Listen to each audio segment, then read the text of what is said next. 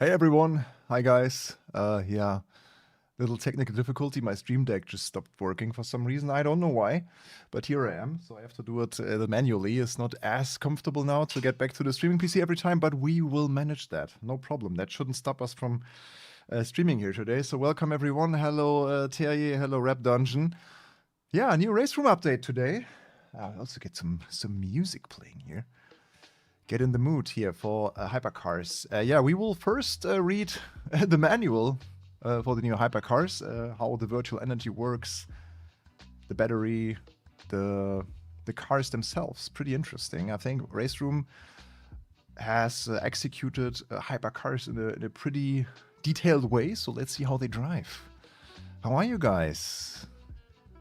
Back into streaming. We had some very busy weeks with Gamescom, with Sim Gaming Expo, and therefore I think the last stream was maybe 4 weeks ago here on YouTube at least. So of course on Twitch we were live a few times, and I think also Yannick meanwhile took part in one of the RaceRoom championships and so on. But greetings to Thailand, to eMotorsport. Hello Oscar. Is sound low? I don't think so. I think the sound should be alright. At least on my end, I see the levels and they look okay and as usual. So don't know. I can maybe bring it up a bit, but should, for the most part, should be fine. It's the 90s Laguna. Yeah, we will also check the Laguna. Yeah, it's a lot, right? Renovatio. We can drive so much stuff right now. And even more coming, right? NASCAR game, Project Motor Racing is just 2 months from now. Sounds good for me. Thank you, thank you, thank you. Im Kreis fahren, also here, driving in circles. It's not Sven, right? Hey, G-Sport, thanks for subscribing. Yeah, with my Stream Deck not working, I just have to stand up every time not to change the scene. That's a bit uncomfortable, but hey, we will get through it. No, the other announcement that we saw today was Forza. Have you seen that, guys? Forza Horizon 6 is announced. If you get on overtake.gg, you can not only see Forza Horizon 6 being announced, but also Gran Turismo launched or dropped a huge update news with Spec 3 coming in December. That's still a little bit of time to wait for, but hey, they finally have some race cars. I think they announced 8 cars. One of them is the 296 GT3 and also a 90s Formula 1 car, which is pretty nice. But yeah, the content for us racers doesn't stop. It just doesn't stop. I mean, the next one is also, I think the very next one is then NASCAR 25. Yeah, we're also looking into getting you some previews, first on the console version towards mid of October, and then also for the PC release in November. I think the 11th of November is the PC release for NASCAR, so a lot and lots of stuff to drive. I also wanted to get more into iRacing because they also had a crazy update with new UI, new cars, new stuff. It doesn't stop. It just doesn't stop. G-Sport, you're right, a golden age. At least a golden year it is for sure. So I think we can first jump into some information, like this is proper sim racing. First, we need to get through some statistics and data and texts and manuals to learn how to use the car. Yeah, because otherwise we go blind into this. We don't know what to do in the hypercar. So let's get this on the screen first, like reading the insights of the physics engineers of RaceRoom. But first, I have to get to my PC to change the scene. I'm back in 10 seconds. Oh, that was that noise was ouch. 10 seconds. Oh.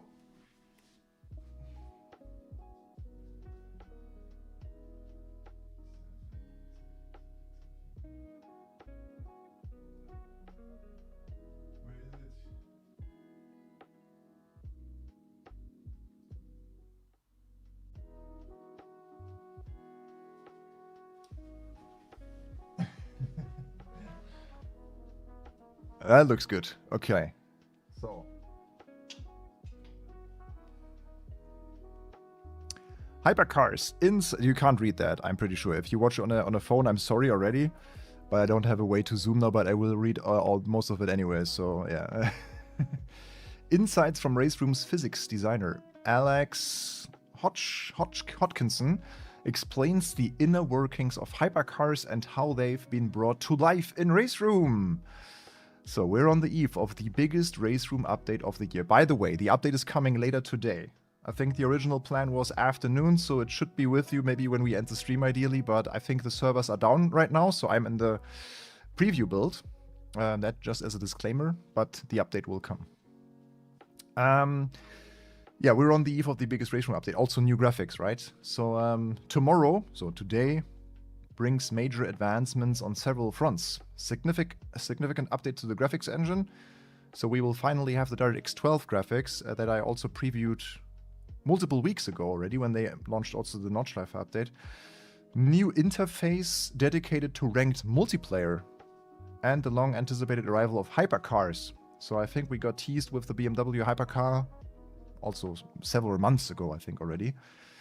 Maybe beginning of summer or something. Yeah, with so much going on into this build, we wanted to take a moment and highlight some of the details that might puzzle some of you. This short article gives our physics lead, Alex Hodgkinson, a chance to walk you through some of the main intricacies of the hypercar class. We hope it gives you a deeper understanding of our implementation, and as always, we can't wait to hear your feedback once you get your hands on it. See you on track, JF, head of studio KW Studios. So we already know hypercars now from iRacing, from AMS2, from Le Mans Ultimate, of course. So it would be pretty interesting to compare them. Hi everyone, Alex here with Hypercars joining the RaceRoom Garage. It felt like the right time to step back and explain what makes them so special and how they differ from the race cars you might already be familiar with in the sim. I think many people right now use RaceRoom to drive the good old classic touring cars and stuff, and old DTM, but also GT3s. Yeah, we have a lot of cars. These machines are unique in how they manage energy, balance performance, and deliver lap time. And our goal has been to recreate them with as much accuracy as possible. The technology in those cars can be intimidating at first, but from a driver point of view, there's actually not that much to pay attention to while driving. That's good. Virtual energy.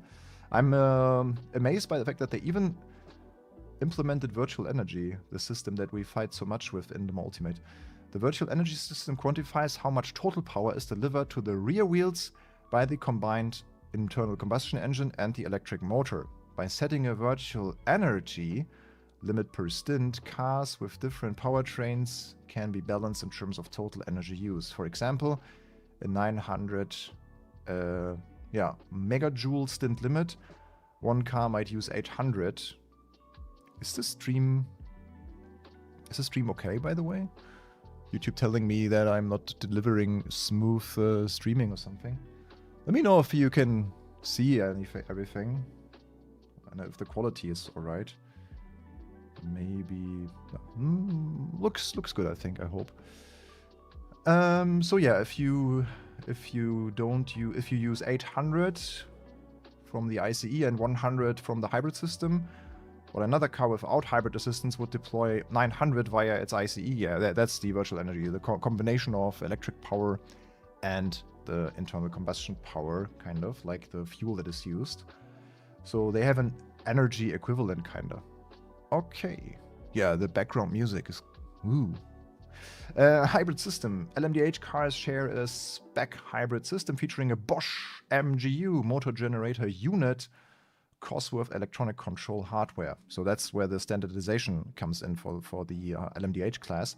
The system is largely passive, requiring no manual management from the driver during a race. Its primary purpose is fuel efficiency, delivering an average fuel saving of 3 to 6% per lap compared to ICE-only cars. That's why also the Aston Martin Valkyrie has a higher consumption. Yeah, regulations define the combined power output curve of the ICE and the electric motor. Yeah, very interesting. Battery recharge. So this is, you can't see any of this probably. This is Alex Hodgkinson, by the way, here, this gentleman.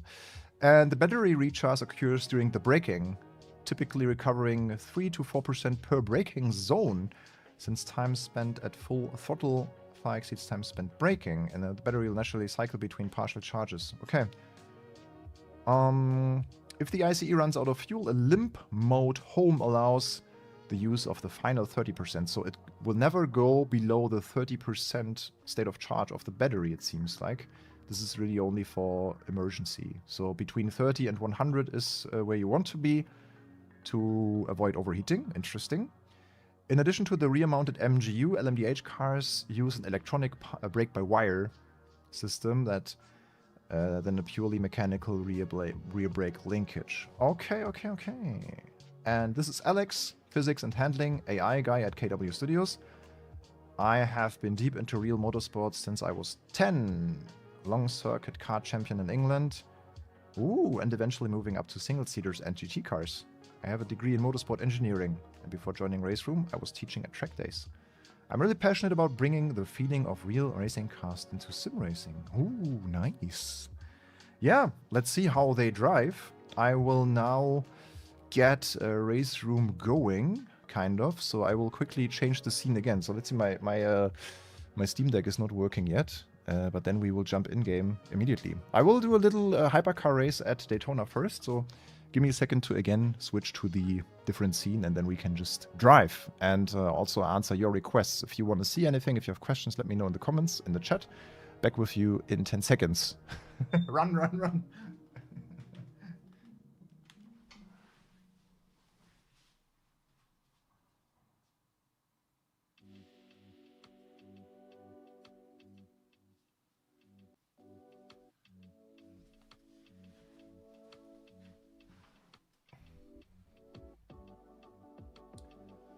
Okay.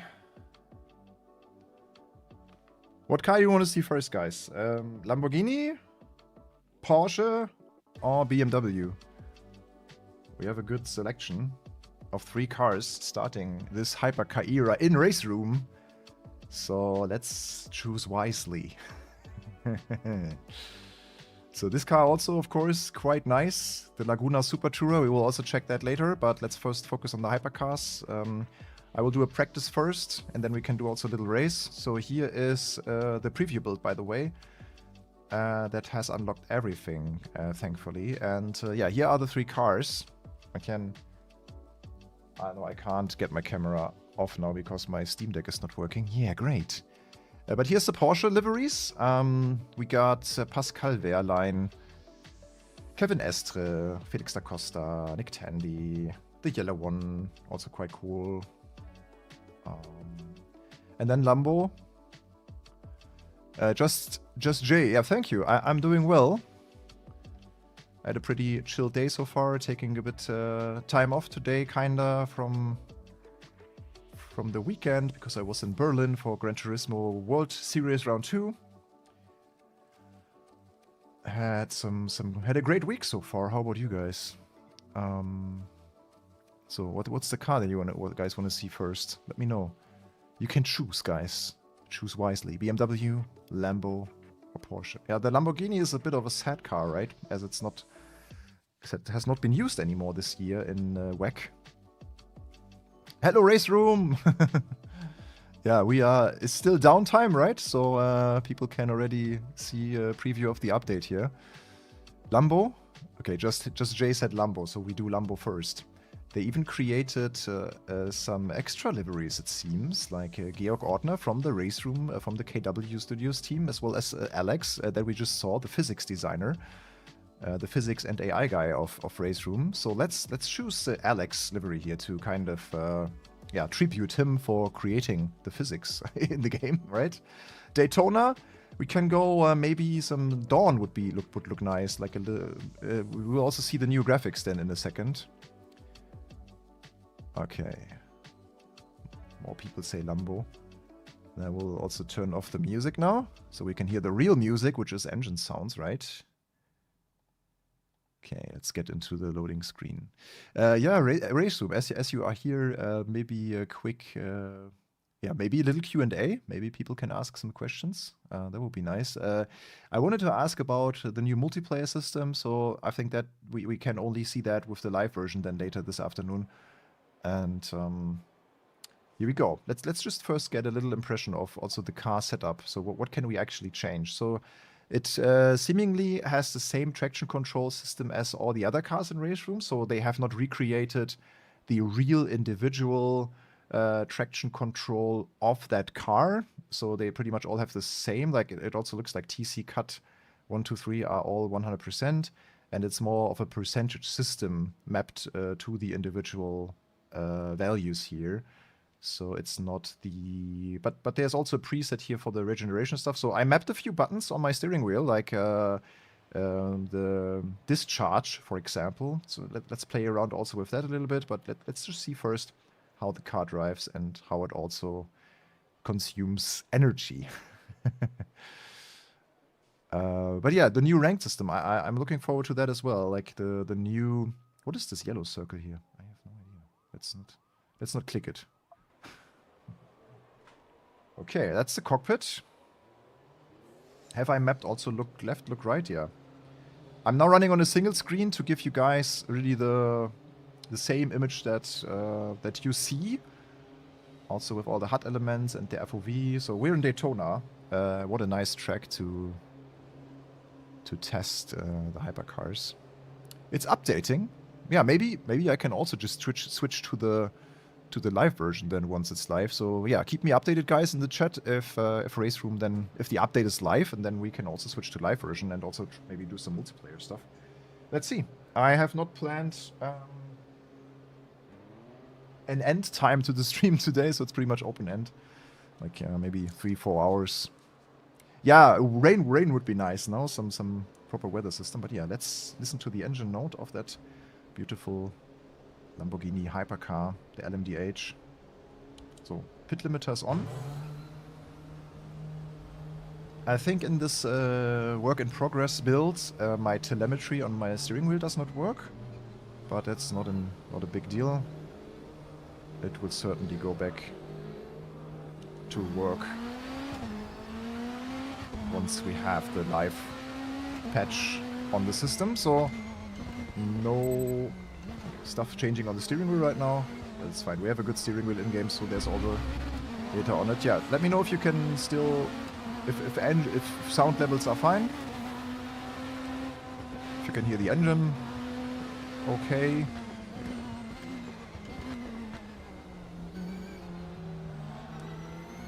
Yeah, tires are pretty cold. So I also mapped the button to change the car display, and in the hypercar I can imagine that's quite important to have access to the different pages. Yeah, and this, ladies and gentlemen, is the new graphics of RaceRoom. The DirectX 12 update, and it looks stunning, right? You wouldn't believe that this is still based on R Factor and is 12 or 13 years old by now. It's stunning. Yeah, we will also vary between a few different times of day in our sessions to really have a good... yeah. Looks great. It's maxed out also. It's DX12, yeah.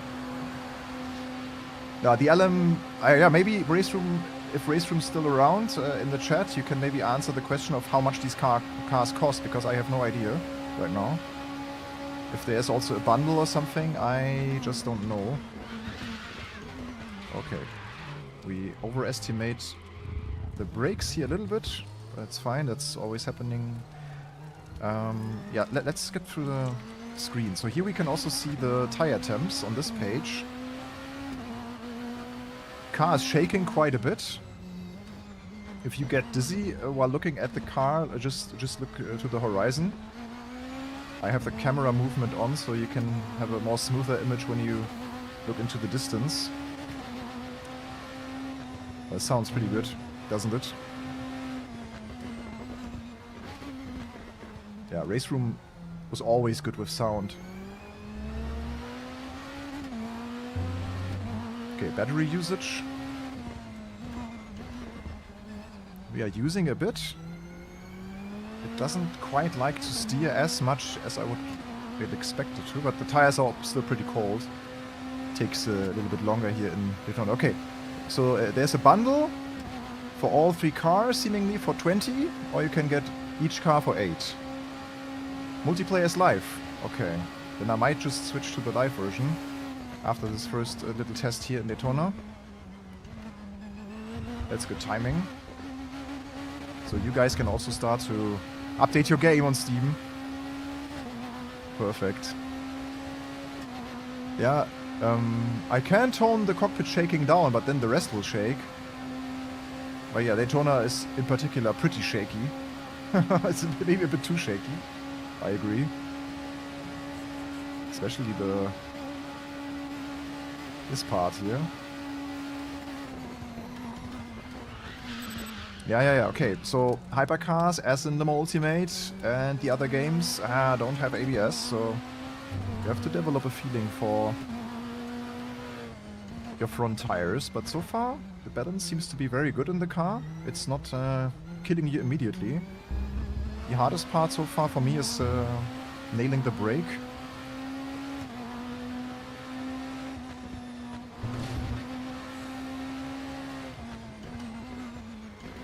Just feeling my way into the braking. And the steering is a bit numb. The car doesn't really like to turn. Let's get some more temps into those tires.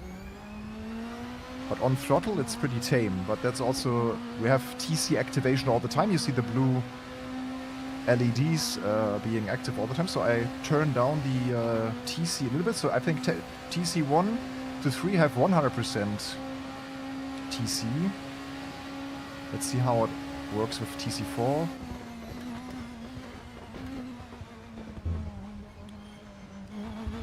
Quite a flat angle here through the bus stops. Let's see how it looks with the shaking when we go hood cam. Maybe I can just turn down the camera movement in cockpit. Let's actually tweak that. I so far never had a problem with this, but we can check for the setting quickly here.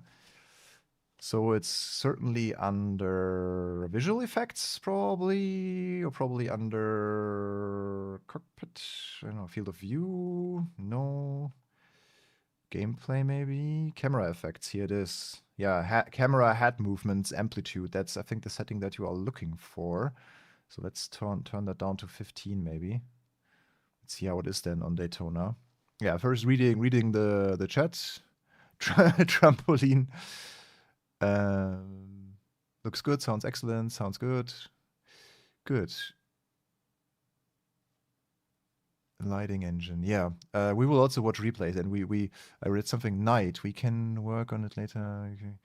The lighting engine from the scratch. Oh yeah. Night driver swap bigger grids. Yeah. Next steps. That's good. I think yeah. RaceRoom also had a grid talk on their YouTube channel. So if you see RaceRoom now in the chat, yesterday I think they had another 40-minute grid talk with a few previews of the next stuff that is coming. So if you want to learn more about RaceRoom's future, that's always a good place to be in. Trampolini. The Lamborghini Trampolini. Exactly.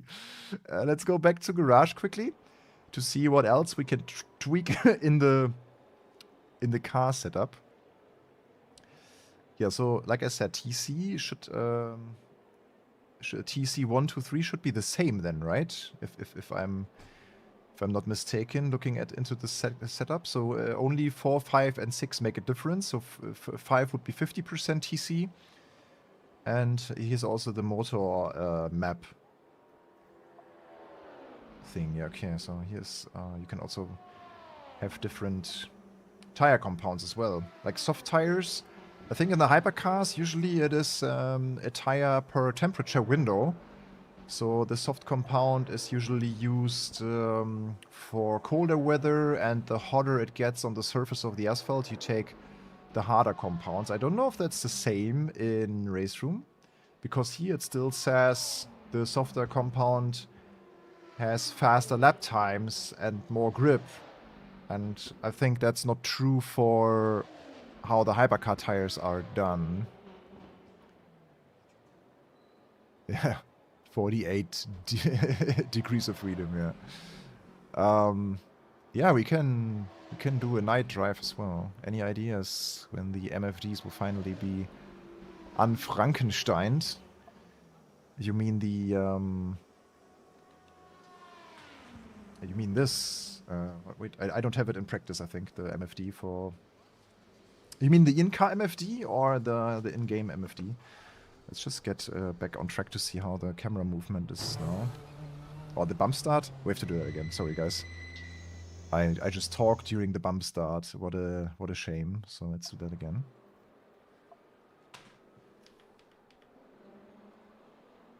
First, let's look at the beauty of the car again.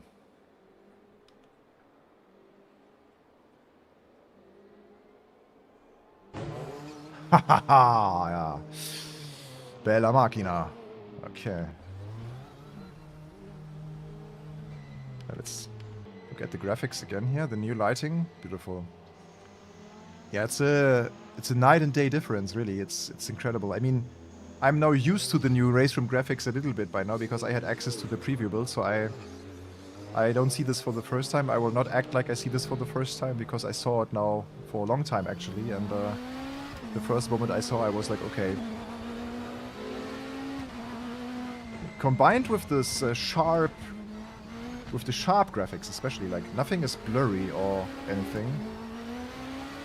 It just all looks crisp, and that's so important.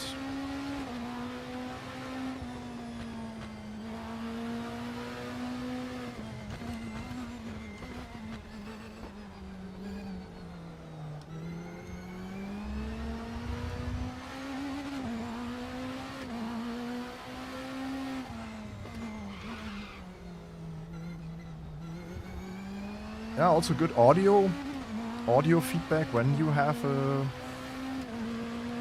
yeah, locking front wheel. You can hear it also, but you can also feel it.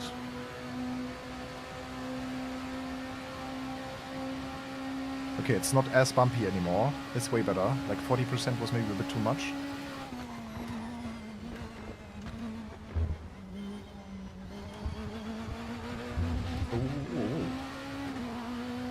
It drives kind of tame. Like it's not as challenging on cold tires as it is in the Ultimate. I think we just have to get to know the car a little bit better also during a race.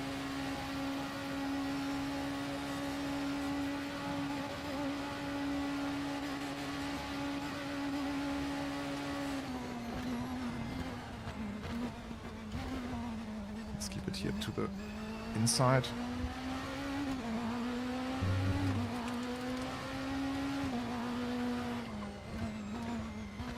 Also nice little ambient sound sometimes when you drive over the grass, so collecting some little stones here and there.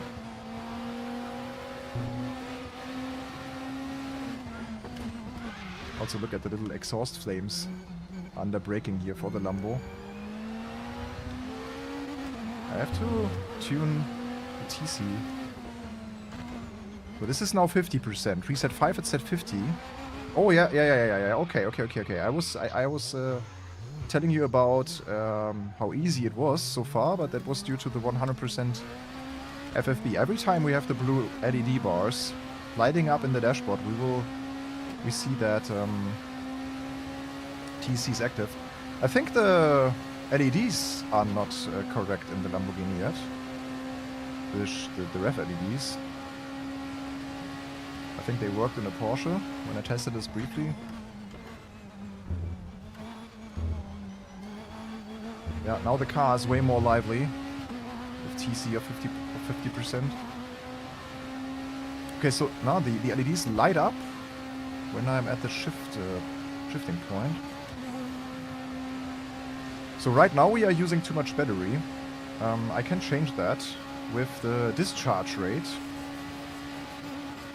So I map this button now. It should take less power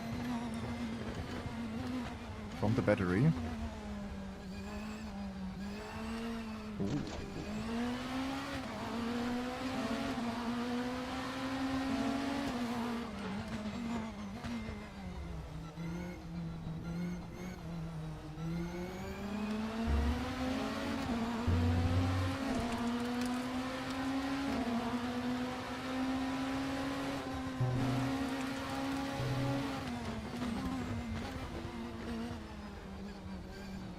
It looks so good. Oh, okay. That's maybe, yeah, maybe you have to really tweak the TC to your skill level and your like preferences. Let's try TC4. There was, I think, 75% traction control.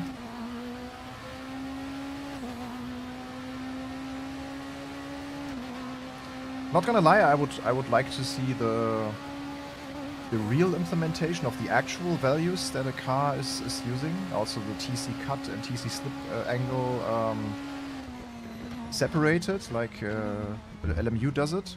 It just feels more close to the real thing then, kind of, if you have the same steps and values that the real cars are using. But I can also see why RaceRoom keeps going with this. It's just yeah, very old by now. And as they have started with this TC system implemented for all the different cars, it kind of makes sense to carry the system also for the more modern cars, but you can still tweak it in a good way.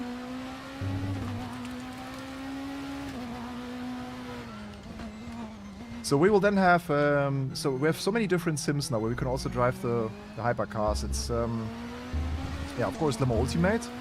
I think with the biggest selection of LMH and LMDH so far.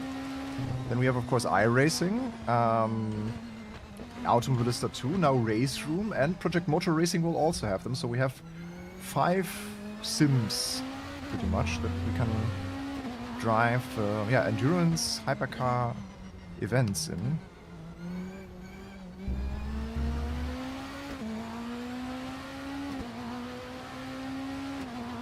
You know what? I will, in the background, I will already download the updates on RaceRoom. So let's see if my RaceRoom already has the update. I think it will have. Properties. Updates. I think it should have the update by now. Great. How does it compare to Automobilista 2 in terms of graphic fidelity? I think Automobilista 2 still looks very, very good, right? Automobili Trampolini. That's really good. We need new TCR cars. I think RaceRoom has a good selection of all the TCR cars already. Yeah, graphical fidelity is, I think in Automobilista 2 will be better because RaceRoom only has these like time slot presets still, where you can go like afternoon, dawn, and the level of clouds. I think Automobilista 2 has a finer slider also in terms of the time that you are driving in. So yeah. RaceRoom, you made GT7 look like little fish. I don't know about that, but I mean, Gran Turismo also looks pretty good still. But hey, RaceRoom certainly looks way better than before. No FPS drops for me so far. No, absolutely not. Yeah, let's watch a replay here quickly. How this looks like from the outside. So here we are in our beautiful silver Lambo.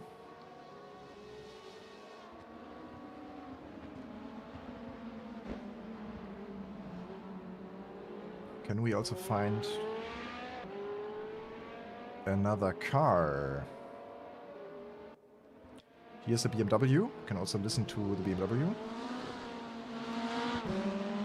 Cockpit, maybe? It doesn't. It won't let me into the cockpit when there's AI driving. That's fine.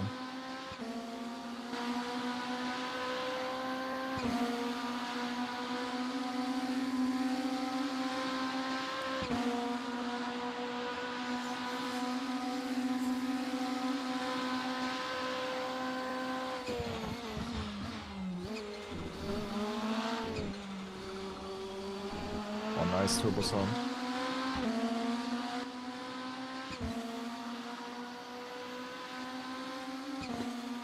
Nice. It looks pretty good, yeah. People saying it's looking better than Forza. Yeah, Forza is just, in general, also a bit more blurry, I agree. And also the, yeah, like the sharpness is just what I like about the old R-Factor engine. Also Limo Ultimate, like in terms of how sharp the game looks and clarity, that's so important. Like also the OG Assetto Corsa, right? Yeah, let's jump into the live version of RaceRoom quickly. I gotta going into this window again, and then I will just quickly stop this work in progress version. Yeah, great. Then let's switch to the live RaceRoom. So this is how it looks in my Steam library. We have the work in progress build and then also the live build. And yeah, let's get into that as well. Oh, have you seen that? Ooh. Unfortunately, we can't show you anything, but yeah, that's a factory driver program of Project Motor Racing. So in the background, we are already testing stuff, but we can't talk about it, obviously. But soon, TM. Okay, let's jump into RaceRoom. I hope also my steering wheel settings are all right. And yeah, I can also quickly, if you are new into RaceRoom, I can quickly show you something to prevent some frustration with the wheel angle, because that's sometimes an issue. I always adjust my wheel angle in my software for my wheel to get the correct kind of angle. So here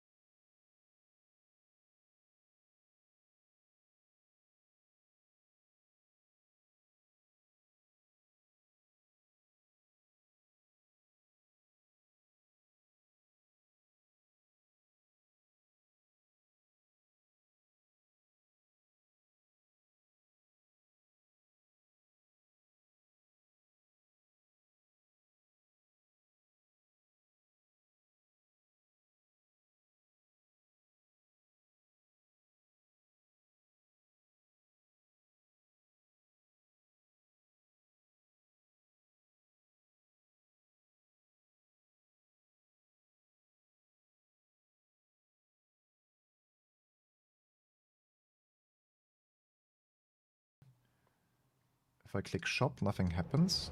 Okay. Let's go back to main menu. if let's see, if I would choose a different livery when I go into a practice event, will it actually change also the livery for my car in the multiplayer? That would be interesting to see. So where are they? Where are you? Super Touras? Under S?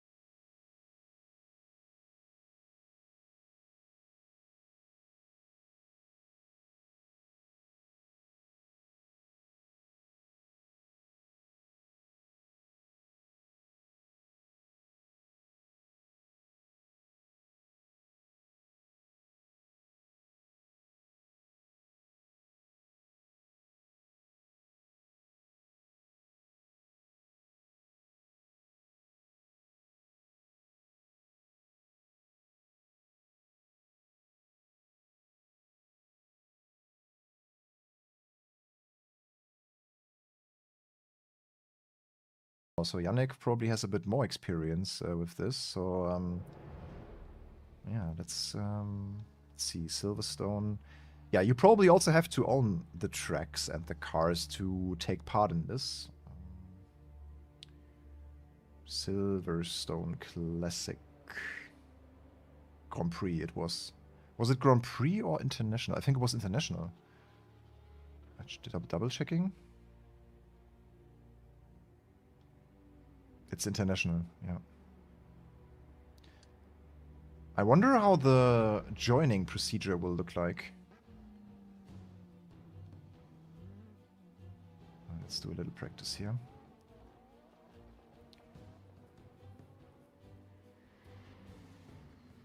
You select delivery before the race starts once the server starts. Yeah, I thought so now.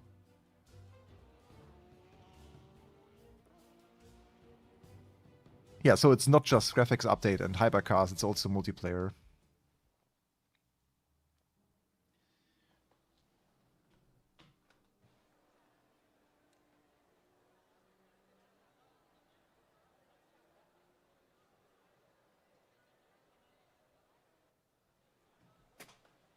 So how excited are you guys about Forza Horizon 6 being in Japan? I mean, there were rumors about Japan and also Germany.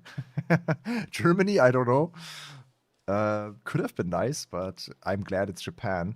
So maybe it's finally time. I mean, it was time for Japan, really. Like Forza Horizon is such a match, like, right? Yeah, I'm driving Super Touring now with the Formula wheel. I'm sorry, okay? I know it's horrible, but it is what we are doing now. Yeah, welcome to the Laguna. Oh, 90s. It screams 90s. It's so good.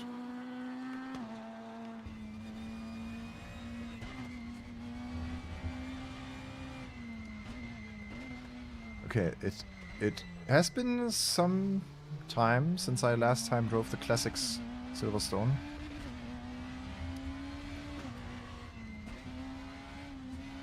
Ah, yeah. I think last time was AMS2 when we had our Formula 190s event. But I remember they were driving here. I don't know if it was the international layout when they had the RSTC.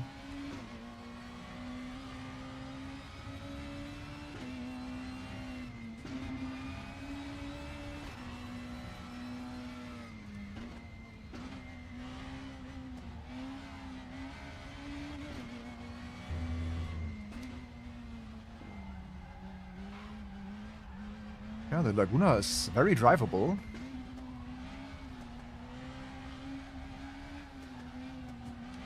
It's front-wheel drive, I think 2 liter, naturally aspirated, like a high-pitch, high-revving, naturally aspirated engine, similar to, if you are a rally fan, you know the kit cars, like Seat, Ibiza kit car. There was the time of Super Touring when they had like 2 liter, 300 horsepower engines, or 290 or something. Or maybe even a little bit more. RSTC used the full track, yeah, okay. I just have to get used to the layout here quickly, but we still have a little bit of time for practice and getting that layout. Yeah, okay, wow, yeah, talking about the... Okay, here it goes right. Maybe I should just pay some attention to the track map.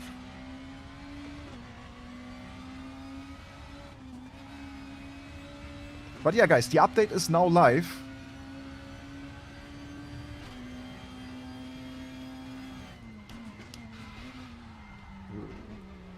Yeah, I just have to learn the track really. This is completely blind.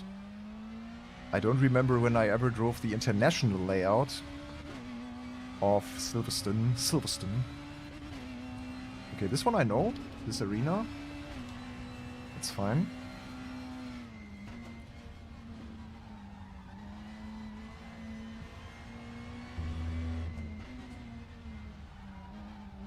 Yeah, it's a front-wheel driven car. It's a front-wheel driven car, so we have to be a bit gentle and smooth with our inputs and our throttle. Give the front axle some time to work with the power. Okay, this time I just have to keep the clock in mind, because 4 PM, yeah, earlier apex for sure here.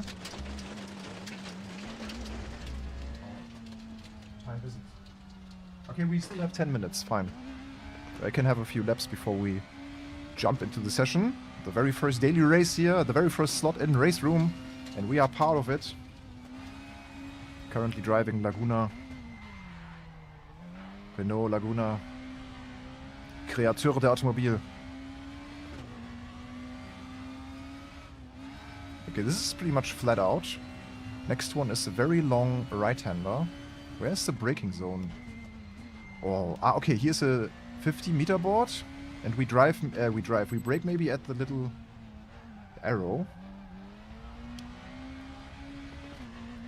I saw the Max Verstappen interview with Chris Harris when they drove the Mustang GTD, and he said within 1 lap he has to be on pace on new tracks. This is not something that I can pull off, obviously. But that's pretty incredible, right? Like, I always need like 10 laps at least to know where it's going if I'm on a completely new track. And yeah, that separates an average driver from a Formula 1 champion. That's pretty incredible. But yeah, he told about his like past when he practiced with his dad and stuff on karting tracks, and yeah, that he really had to be on pace so quickly.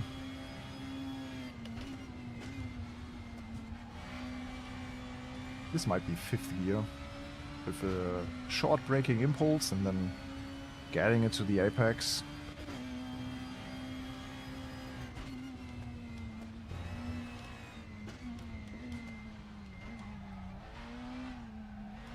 Yeah, this is on throttle and then cutting that a little bit and just let the car flow here through the little S's. That's quite easy, I guess. It was 2 laps, yeah? Okay. So here we are again. Maybe the braking point here. Maybe a little bit too late. So just when we hit that right-hander sign, we should be on the brakes. But you can brake this car pretty hard before it locks up. Laguna. Okay, this is track limit there. We shouldn't go too much to the right. Yeah, yeah. You have the torque steering and the understeer, of course, with this car. Like you shouldn't. Like when you steer and go on throttle, it just understeers like crazy. But it is supposed to do that, so that's fine.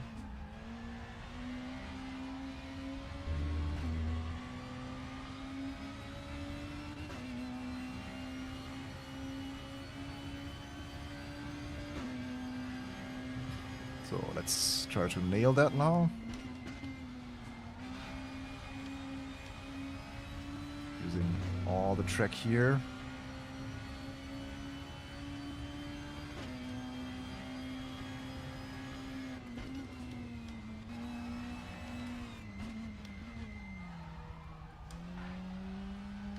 And yeah, 3rd gear, pretty good here.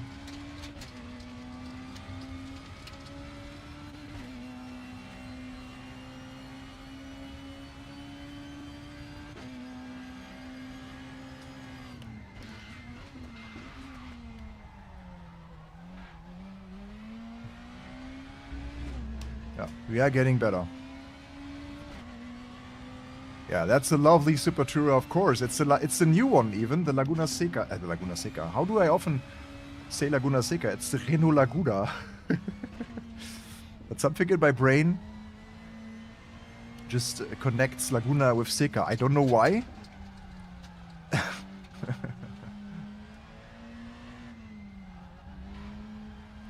wonder if 3rd gear is the choice here.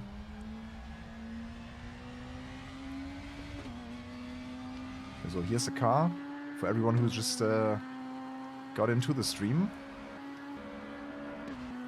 Doesn't it look cool?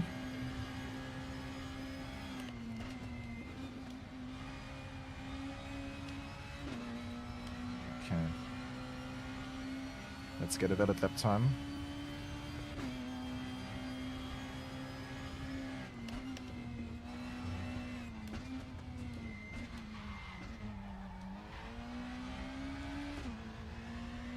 On this Silverstone International layout.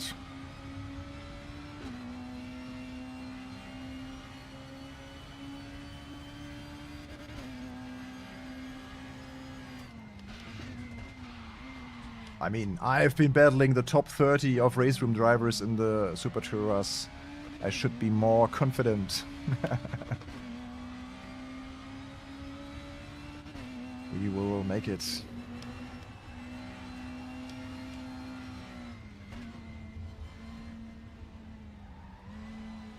Just let it roll here.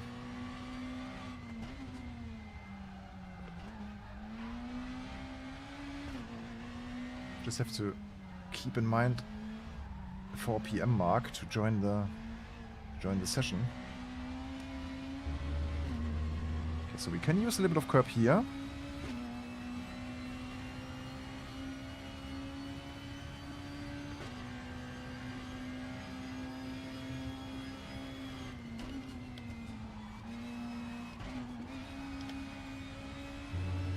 Difficult to nail.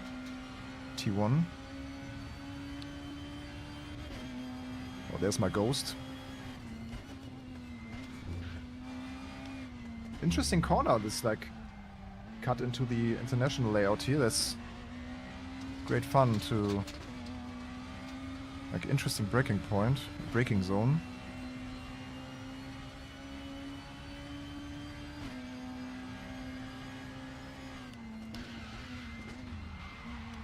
Yeah, I have to be a bit earlier for this one. In our Nescafe Renault Laguna Super Tourer. Does someone have the exact power output of this car? Like, is it... It's 2-liter naturally aspirated, 300 horsepower, something like that? Should be, right? Oh, Alexis, welcome to the stream.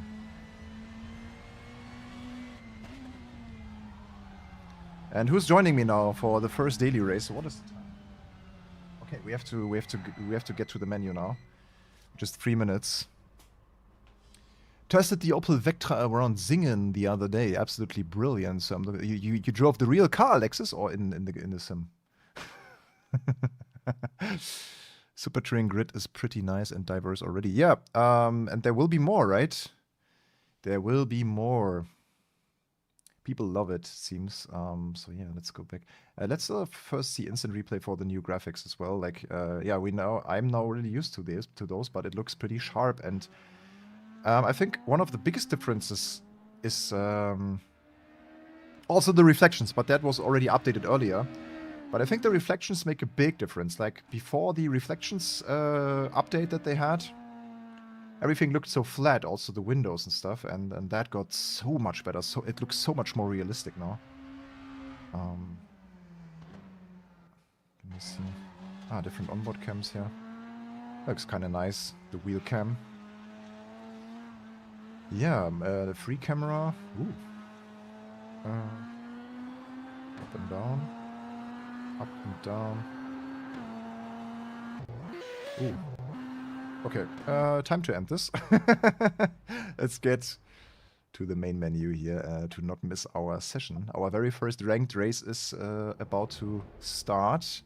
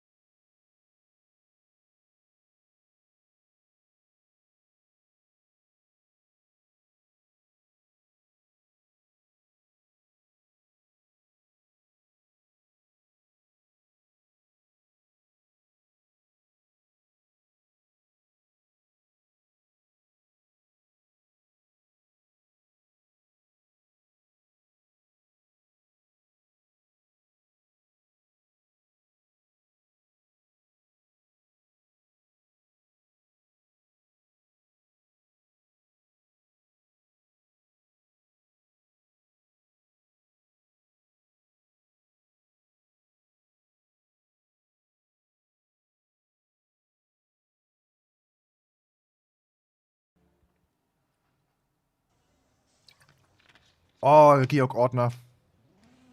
Oh. So we are 2 Renault so far. Practice, 5 minutes practice. How much fuel? We have 25 liters. It's a fixed setup. Or maybe it's not fixed because I can change things. It said fixed setup, but it's not fixed apparently.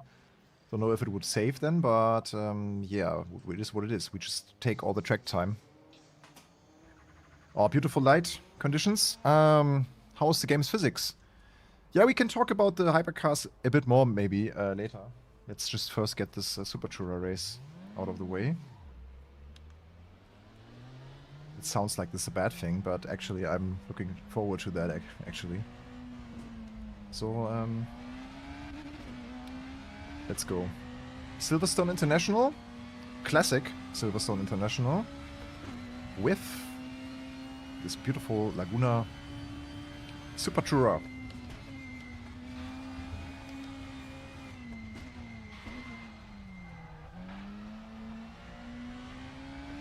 Different time of day makes the track look different immediately.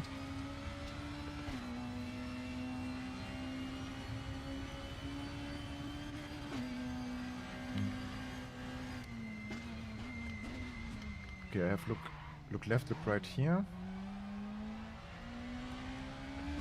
Okay, I have also different... here are the tire temp screen in my little car dashboard.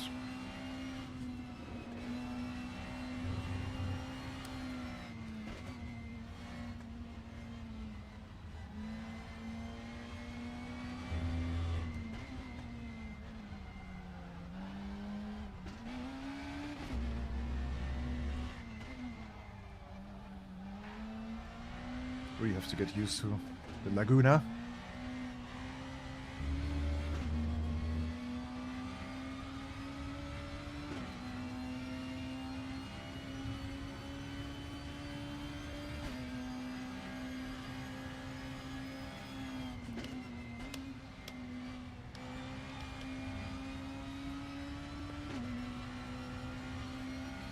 Come on, mates, more likes. Yeah, thank you, man.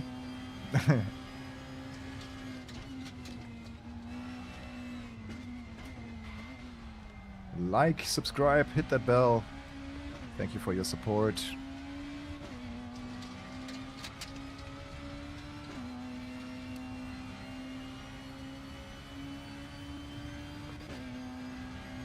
In case you just joined us here for today's stream, we are about to hit the very first daily race in RaceRoom's new ranked multiplayer system. So they now have a nice new segment in the menu where you can join daily racing. Today it's seemingly be Super Touring, it's Silverstone International Classic, and also Mazda MX-5 at Watkins Glen, MX-5 Cup. And then on the weekend there is a special event, or like a weekly event, not a special event, but a weekly event, NLS style on Nürburgring. Georg, of course, with a 1:28. These guys are pretty quick. Yeah, I guess in the very first one we are about to face the hardcore community here of, of RaceRoom. So be prepared for me being last. Okay, I wonder if we can finish the lap. Or...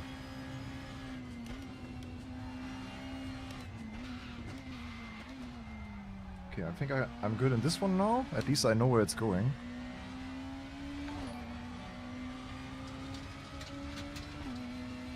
So end of session. Let's see if we can finish the lap or not.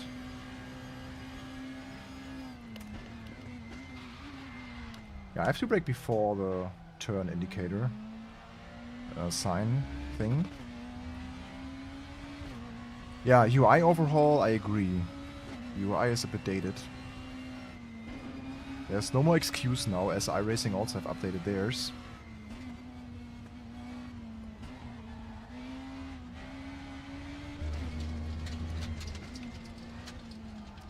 Yeah, okay, that's it.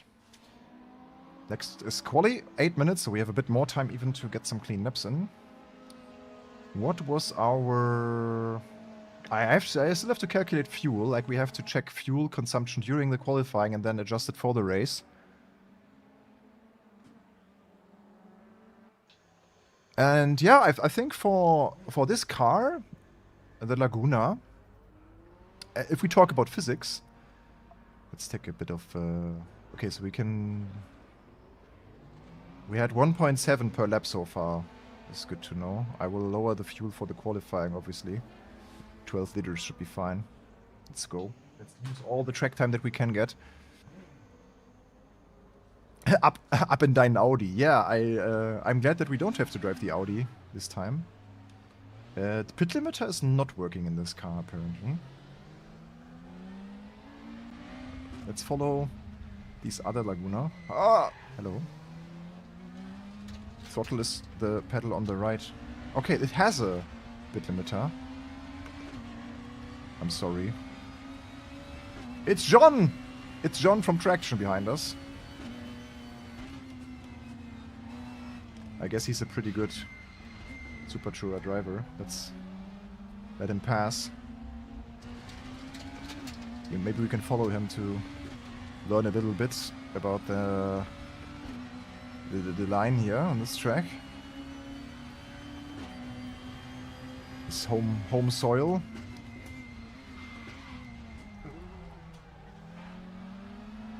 Everyone's just driving Laguna.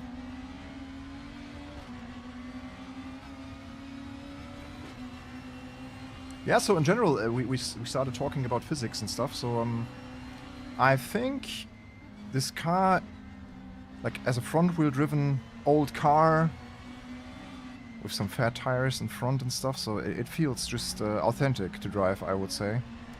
Let's put it like this. You can feel how the front tires are really pulling the steering and stuff, so I always thought that front-wheel driven cars in RaceRoom are excellent, also the touring cars. So it's very believable. Very authentic. And just very enjoyable, like the close combat kind of. The Sparko steering wheel. Oh yeah.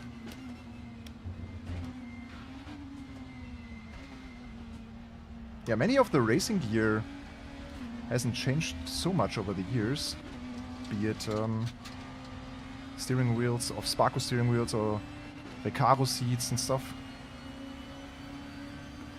We have to keep in mind that we got also a good lap time for this. It's 8 minutes only.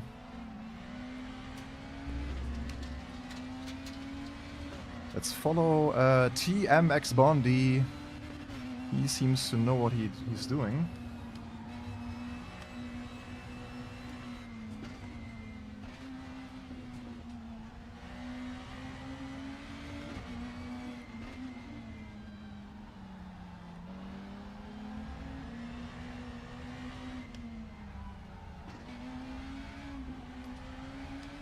Such a long turn here. Okay, let's do some of the slipstream. Yeah, it's a classic Silverstone here.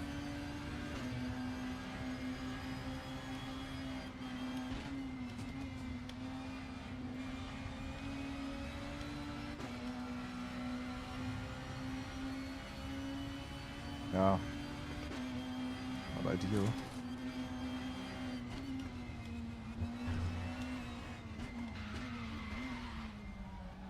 Maybe I should leave some space to have a cleaner lap.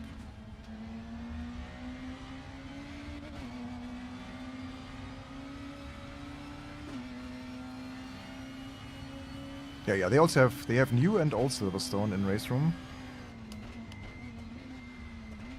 Braking very straight and then using all the track. Yeah, this was. Oh, this was the incidents also count during the qualification. Okay, that's good to know. So you can't avoid too many cuts. Oh, second one. Yeah, now he's standing in our way again. It's certainly not ideal. Oh.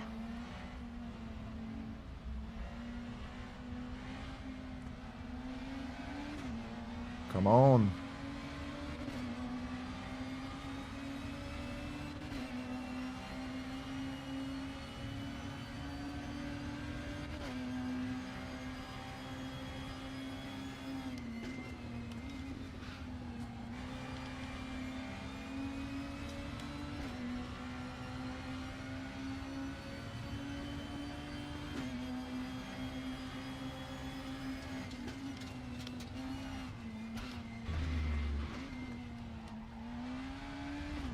This time we got him.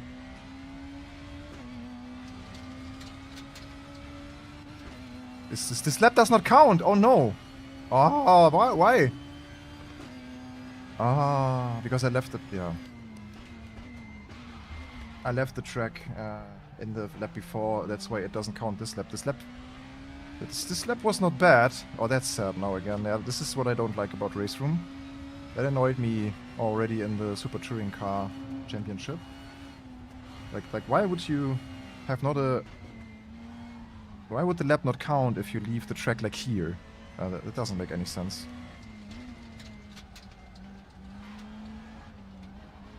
Especially with the qualifying having a hard stop then, after the timer is down. This is very frustrating.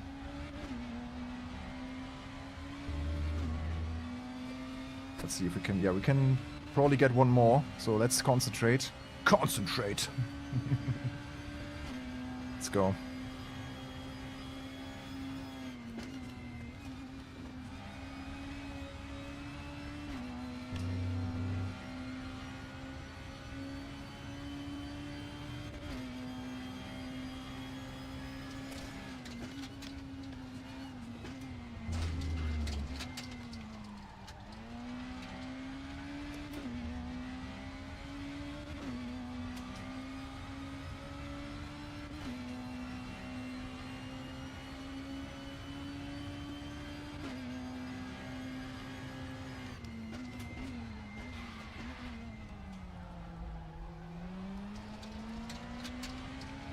Oh no, traffic.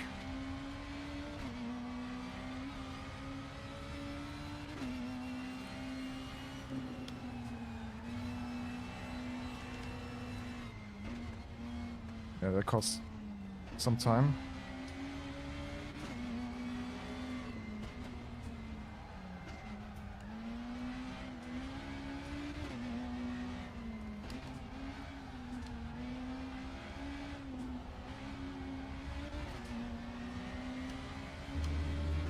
But I think we were a bit quicker than our first attempt. We just make it before the time's running out. Oh, no, we didn't. Oh, that was so close. We were in the 1:25s. No way. Yeah, with this hard cut towards the end, you should not have this rule of, hey, you left the track in the... Yeah, 3 turns before the end, your next lap will not count. That's unfair. Okay, 15-minute race. I have no idea, man. Probably 20... Yeah, let's be safe. 24 liters should be fine. If not, then it is what it is. Yeah. I'm fired. Sorry. The potential was there, but now we... Yeah. We should have enough fuel, right? We should have. 24 liters for 15 minutes in a 1:30, 22... Yeah, should be fine. Hope it's fine. Oh my god.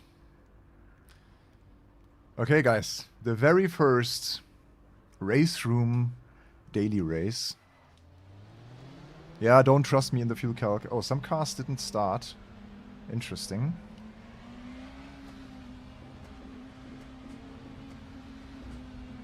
Oh yeah, but now we can do a last to first challenge, right? Okay, there they are coming.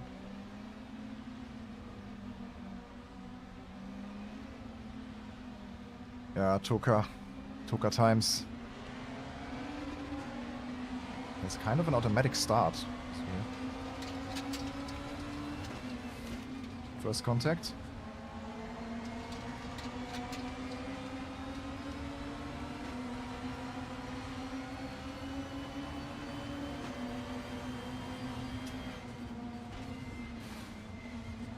Oh.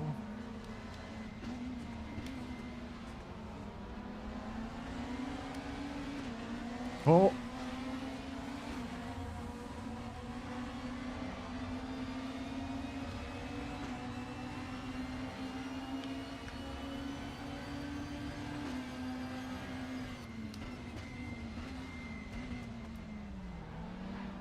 Incidents are ticking like crazy. Every single contact is an incident. But hey, we have 30 incidents free, so everyone should be able to.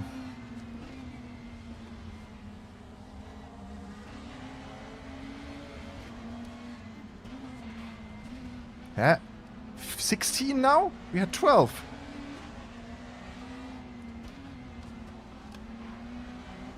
This was no incident. Wow. Ah, hello. Hey!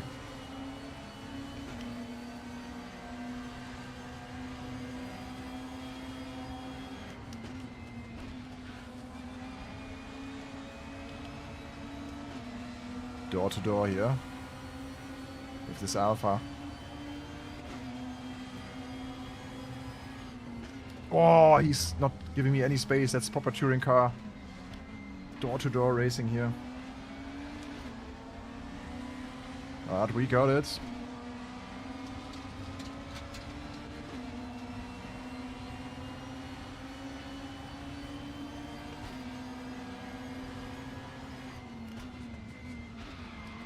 They are taking this too wide. Oh. Get another contact. But we are in the top 10.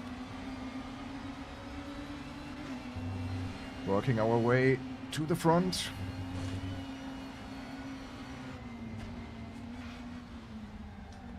Another Renault. Yellow. Oh, someone spun. Oh, a crash. Have I avoided that and survived?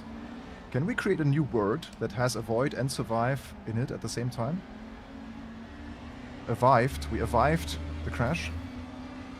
Avoided and survived. That should be a thing.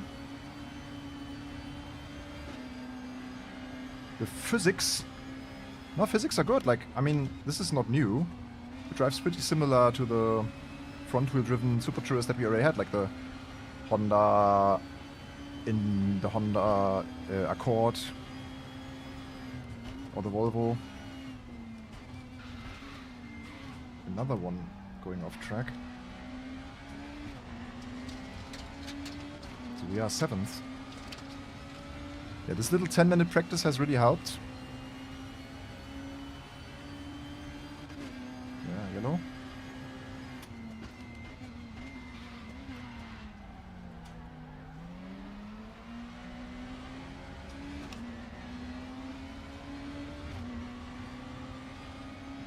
It's a void.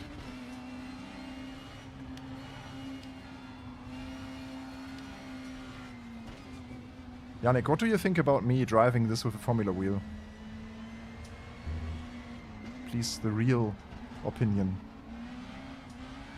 Don't hold back.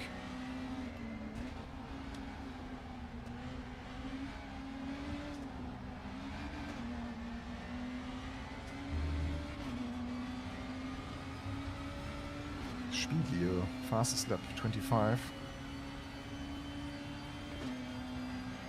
Can certainly find some time.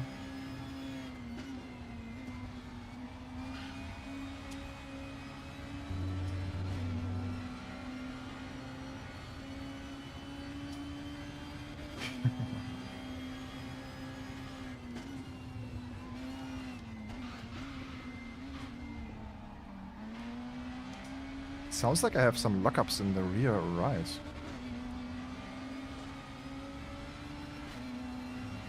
Okay, we are managing our 7th position quite well. Not too much happening. Braking very straight here is important. Minimize friction.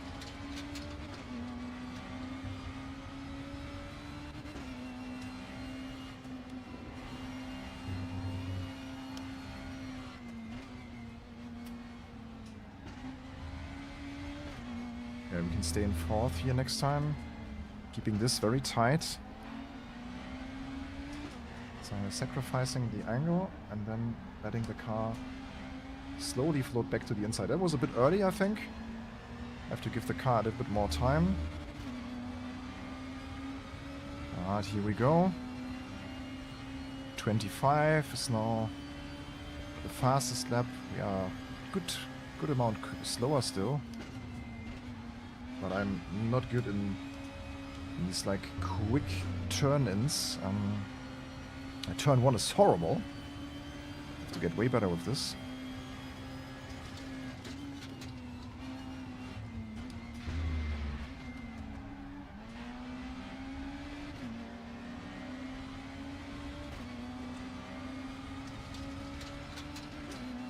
Like, this is my sector here. This is where we can always get a bit closer.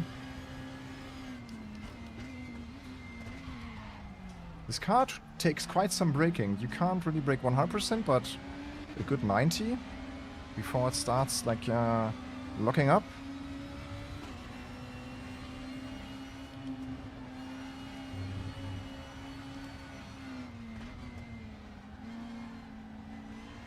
Better, better, better, better.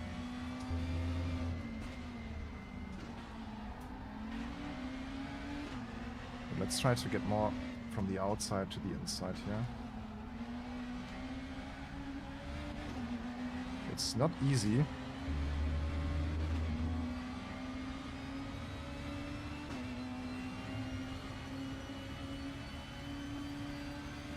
We had some good door-to-door racing.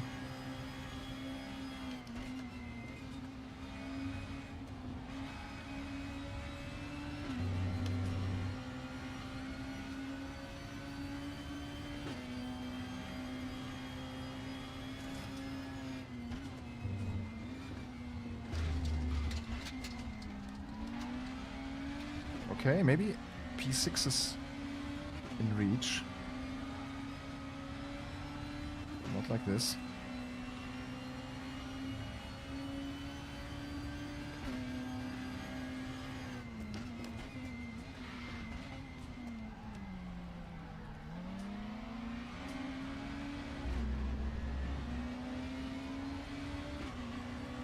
Okay, but the guys behind us are also getting closer and closer.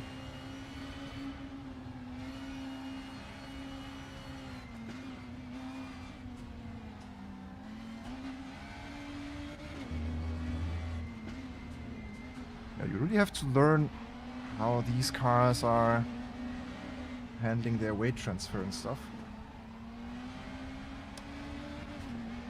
And how to drive them like, oh. That was not great. We have 25 out of 30. How do these incidents go up so quickly? Like, last time I saw the graphic I had 16. Where do they all come from? And he's there. I'm really afraid that we will exceed the limit.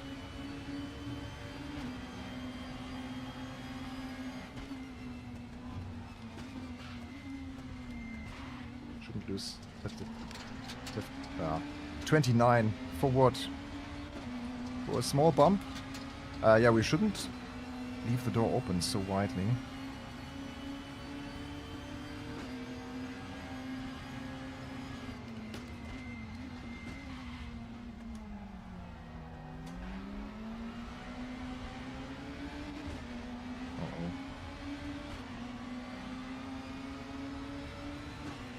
Some action.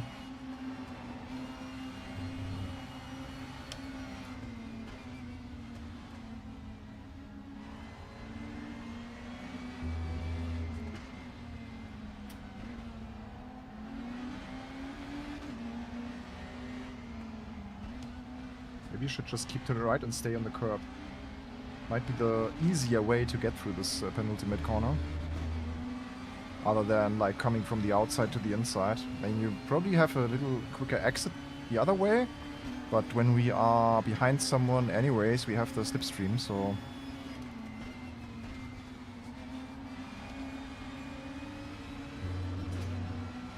Audi. He'll probably attack on the inside. Let's close the door. Yeah, we are disqualified. Cool. Cool.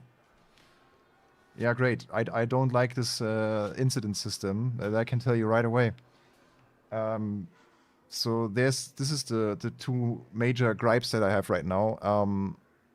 Yeah, laps being cancelled due to being a little bit off track the lap way before.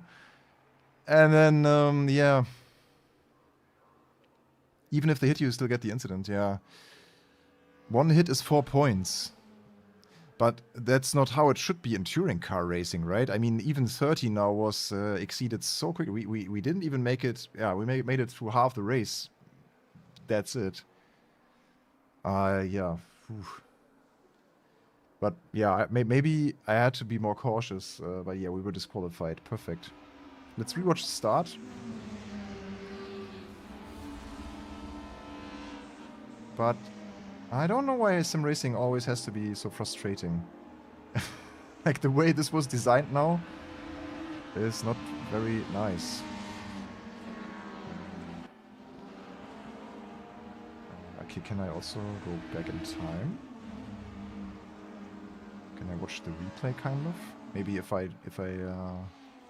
Yeah, in the race monitor I can watch drivers.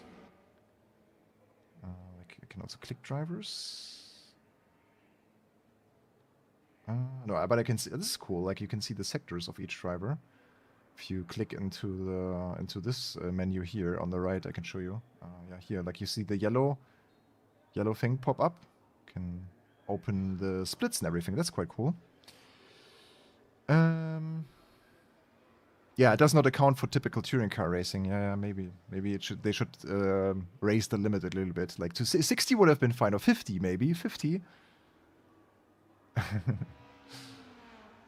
Yeah, but 30 incidents for a little bit of bumping into each other because nothing really happened, right? But this is the same in iRacing. You also get 4x for hitting someone, but that's just the game. But the incidents counted down very quickly, and also it collected also my little cuts. And I used the qualifying also still for practice, so I tested the track limits a little bit, and that also gave me the incidents already, and they were carried into the race, which I didn't know. So if you know it, you can kind of adapt to the system, I guess. And yeah, but like from a technical standpoint and from the driving pleasure, it worked pretty well. Like that looked promising already. So yeah, next one is Super Touring. Again, yeah, okay, yeah, I missed the Mazda Cup. It would also be nice if you could have the timing in the way that you can jump from one daily race to the other, so that they are like closer together, or maybe yeah, you know what I mean? Because now waiting 25 minutes, because the race is over now, I think. It was just 3 minutes left, so the race should be over in a bit. So then you have to wait another 20 minutes to go into the next one. So maybe the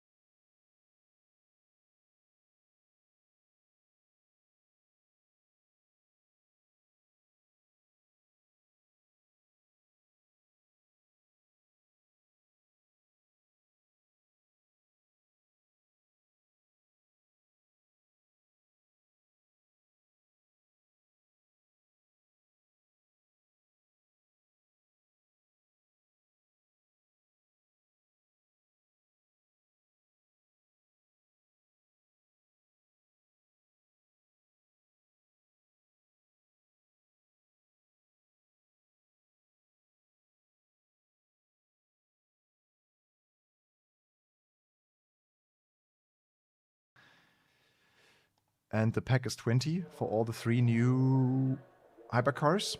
I think it's quite expensive, but at the same time, RaceRoom has this like you buy it and you keep it, and no subscription. Like in iRacing cars are similarly priced, and you still have to pay the monthly fee, right? And now as RaceRoom also has this daily race system and stuff, like you can do the multiplayer stuff without any extra cost. Like, mixed feelings, but I think it's quite expensive. Let's see. I mean, to be fair, RaceRoom often has discount weeks and so on. So now we have a proper multi-class experience here with hypercars and GT3s in Imola.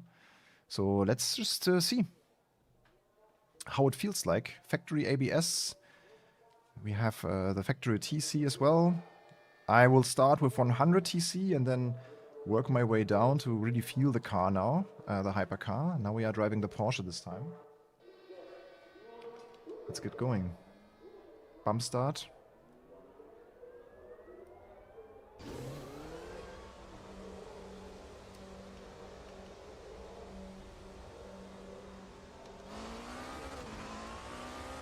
Okay, in the Porsche it seems like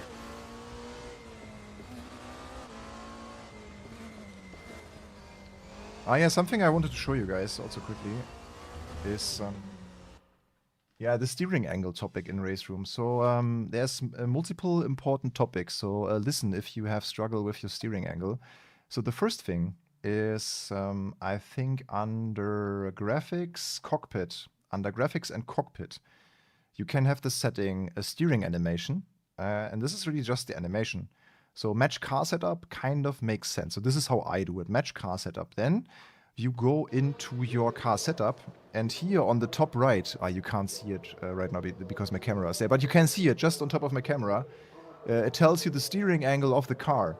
And if you then just go into your software of your steering wheel, you can just adjust that quickly to the value of the car, and then you have the perfect steering in-game, and also the feeling fits kind of. As you can see now, it's really one-to-one, and this is how it works in RaceRoom. I know it's not ideal. Yeah, I was disqualified due to exceeding the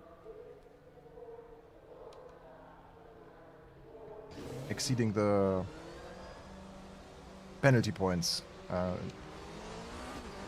They only had 30 incidents, and I collected too many little bumps also from other cars. Too much contact with other cars, and then it disqualified me just. That was pretty sad. But it's a learning.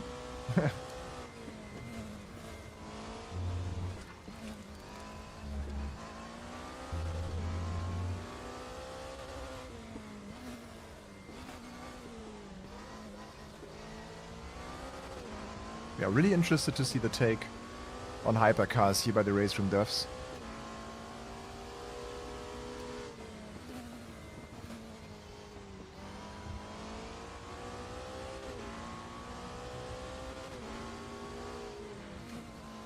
But I can tell you right away, it's way easier to get the hang of it as an iRacing Autumn Ultimate.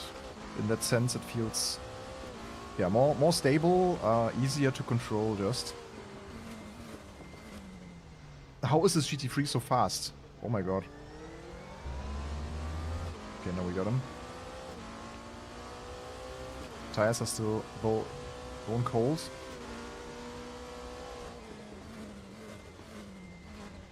Yeah, it feels pretty easy. Wow.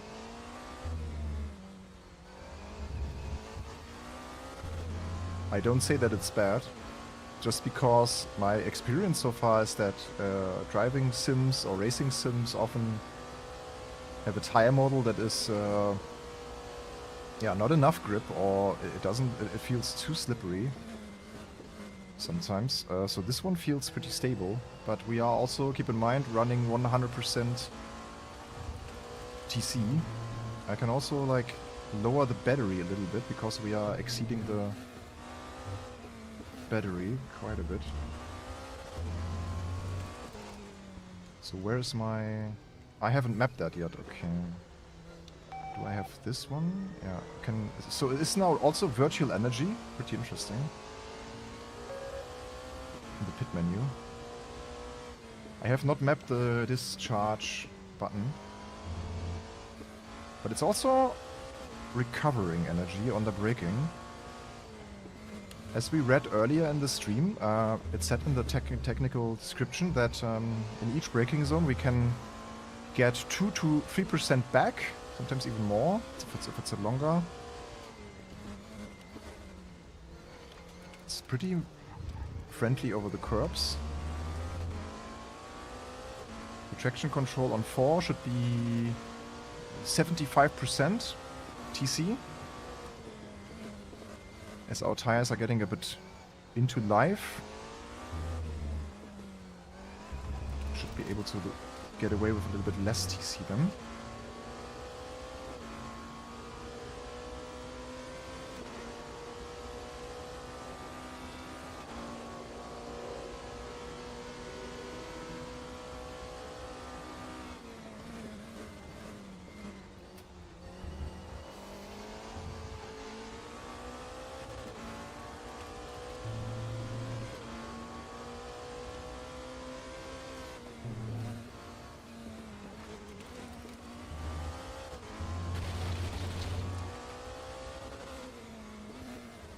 Okay, lap doesn't count.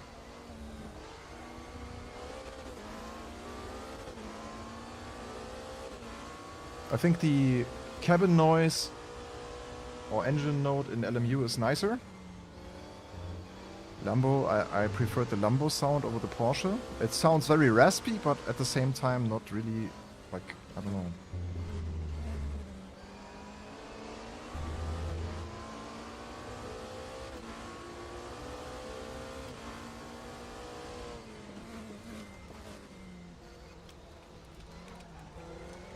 I think the sound, the onboard sound in the other sims is yeah, a bit more impressive, let's put it like this.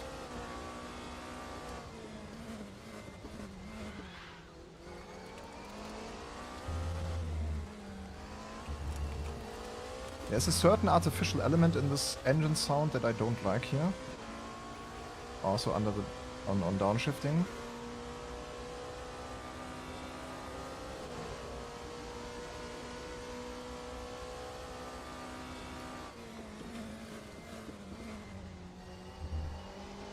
And I don't know why the hypercars are so prone to shaking. They're very shaky.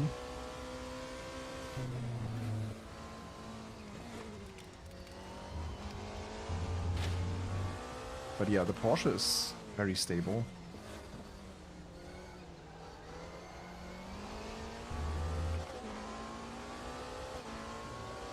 Yeah, TC5, we will try that now. It's 50% TC. Let's see how quickly we are going to lose it.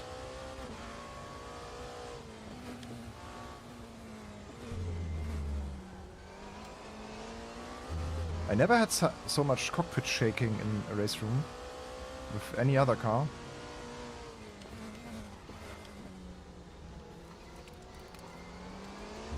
Yeah, invalid lap time. Oh, come on!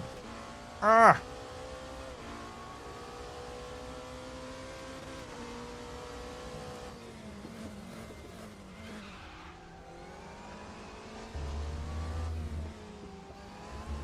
I wonder why I don't have any telemetry. Like, usually RaceRoom gave my wheel telemetry, and also my pedals don't receive anything. Does anyone else have this problem? I don't see any data on my steering wheel, nor my pedals don't give me any active pedal things. Oh yeah, it's a bit floaty. Once it loses grip, there's no real communication and it's very floaty.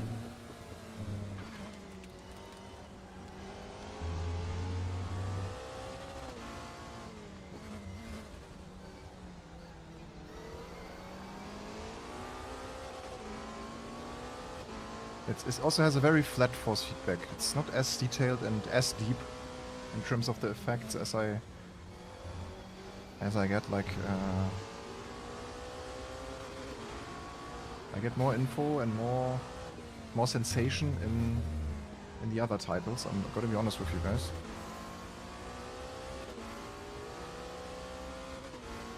Yeah, that's first world problems. Okay. Yeah, let me check quickly if we can get the telemetry back. Because I really wanted to show you also that it works on the wheel. So RaceRoom racing experience is running, it says. Let me also like SimoCube tuner. Do they show anything? Sim waiting for telemetry. It's not detecting RaceRoom. But here it is. Here is RaceRoom, but not there. Like no telemetry right now. Let me know, guys, if you also have this problem. If you have, yeah, shared memory was updated. Okay. The plugins need to be updated. Which plugins? My God. Simracing. Simracing is so annoying sometimes, guys. Yeah, you mean the plugins from like the external software. So like the plugin has to be updated within SimPro Manager and SimoCube Tuner. So I can't do anything about it right now. Or I don't know. Yeah, it doesn't matter. We will survive without telemetry, I hope. So let's get to the race then. Anything that used RaceRoom's shared memory. Yeah, I don't know what you mean. Anything third party. So they have to update, yeah. Okay. Yeah, so that should happen hopefully quickly. Okay, let's skip the session. Just see how the AI acts in the multiclass scenario. Let's just drive. Try to keep up with the AI.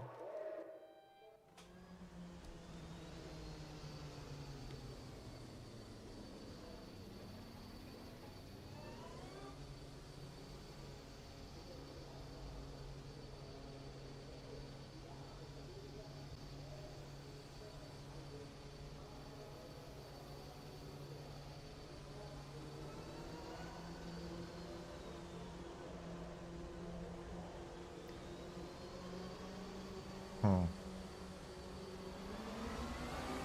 Okay, Moza, no telemetry. But Rush Racer said he has telemetry.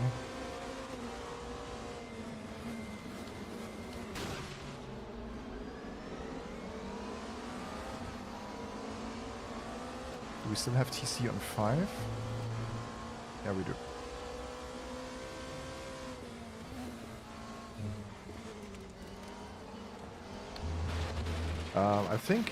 I think I will change something quickly because I still have motion blur on and it annoys me a lot. I want to get rid of this. I can also feel like a little disconnect with the FPS kind of.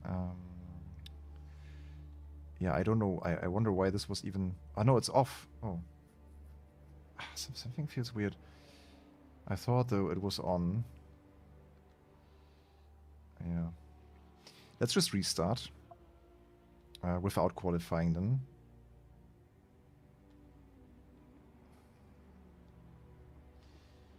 No quali.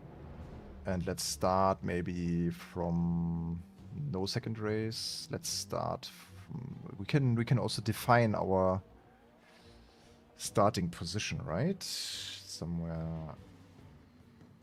Grid position, yeah, here it is. Let's start from 7th. Okay, let's try that again. Yeah, criminal offense.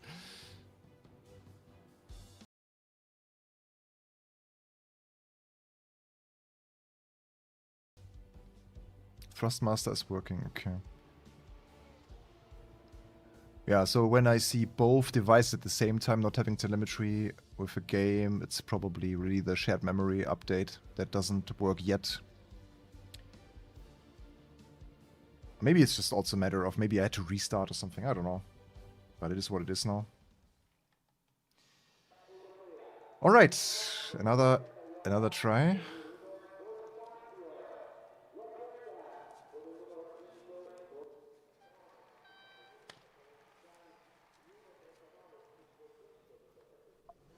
Let's go TC4 for the start. Okay. 15 minutes. Let's see also how the virtual energy develops now, and also the battery. If we have to manage anything or if we will be fine. So let's keep our tire temps also under control. Starting with 66, so it's a bit warm, but not super warm.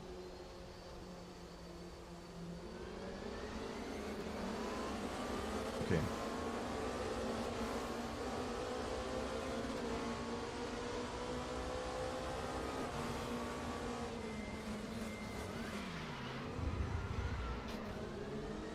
Interesting that you can catch the car in such a slide.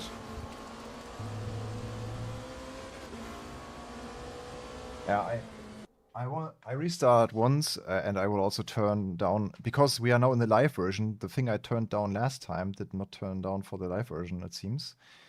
So we still have all the shakes and stuff.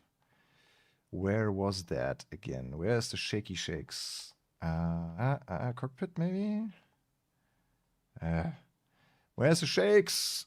Camera effects, here it is. Yeah, it's 40 here as well. The last time we had it 15, it was better. Sorry. Restart again. And now it's... I want to also turn off this ugly... Yeah, this one. To turn off, because we can see our position. But I want... This one. This one I want. The other one I don't want. So this way, yeah, this looks good. You can decrease head shake. Yeah, I just decreased it. We had this at the start of the stream in the preview build. And then now it just appeared again. Because no car was ever so shaky as the hypercars. Yeah, that's better.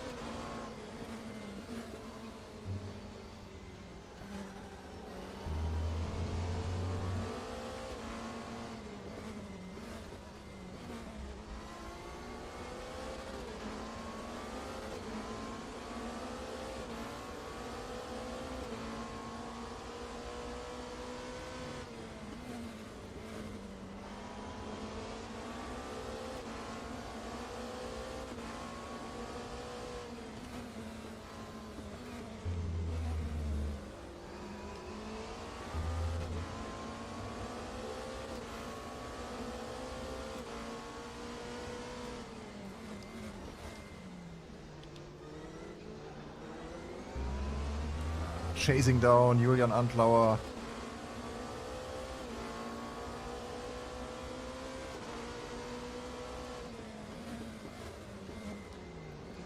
What's impressive is really that they pulled off this graphics update without any performance hit.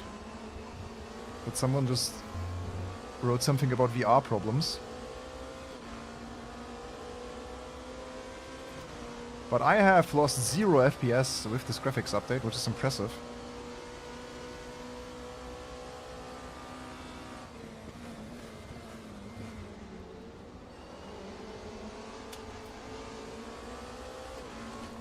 AI is pretty good. They are respecting you.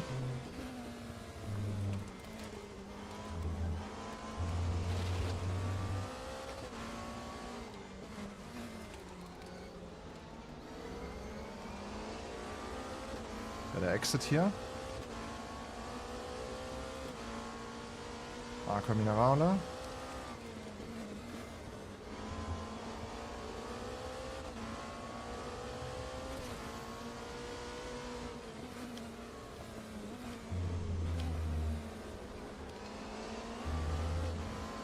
I think the cars drive pretty flat.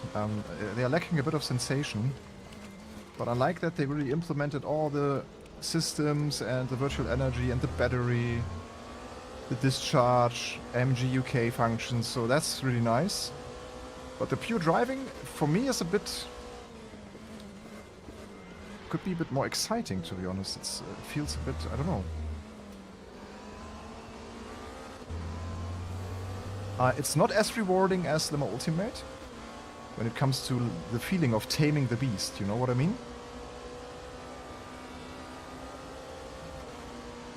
But like visually, also the sound is fine, so the execution is well done, but it's just a bit of the sensation in the driving that is missing from me.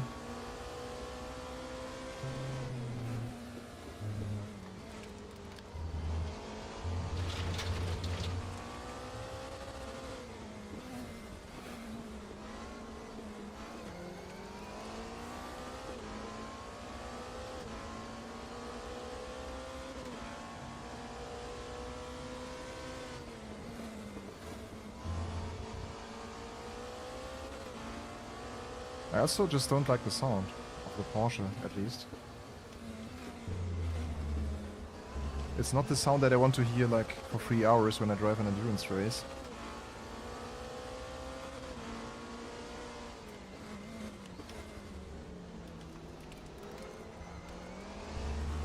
I think RaceRoom has done better engine notes than this.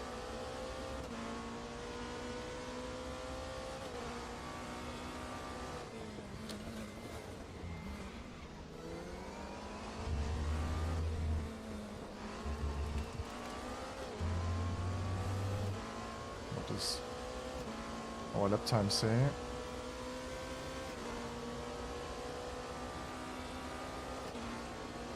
.4.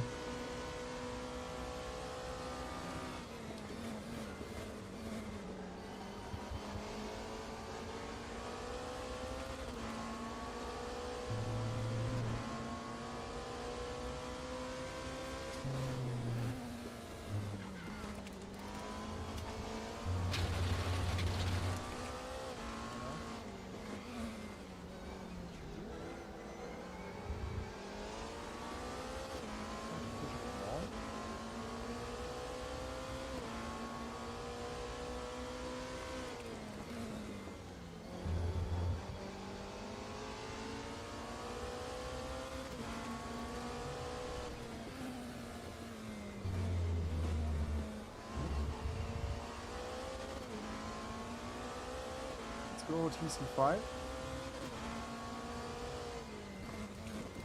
Maybe 50% now.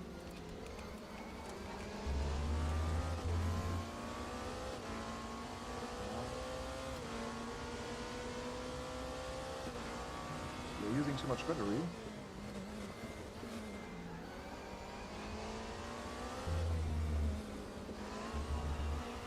Okay, yeah, here we lost the car now. Okay. But no real communication in the prospect of what the car's doing. It's just, like I said, a bit flat. You don't really know what the car's doing.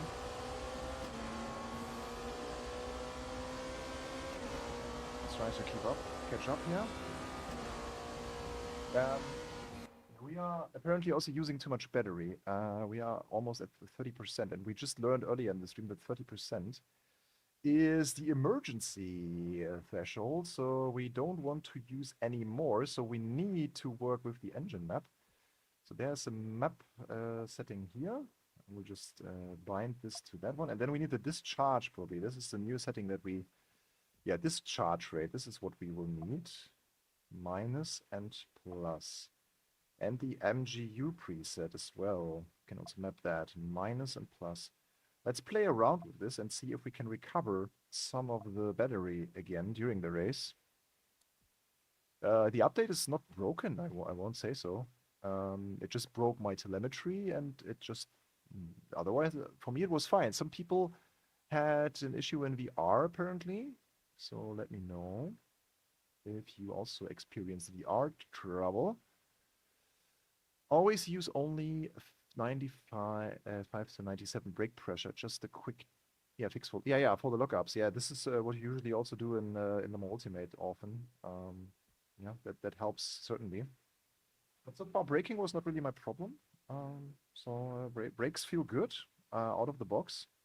Okay, let's play around while we are trying to catch up the Romain Jaune. So here we go now, discharge rate. Let's put it to 70 and see if we can find a stable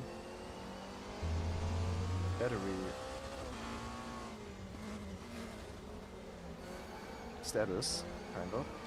So I want to stay within 50%. Let's try to aim for 50% now.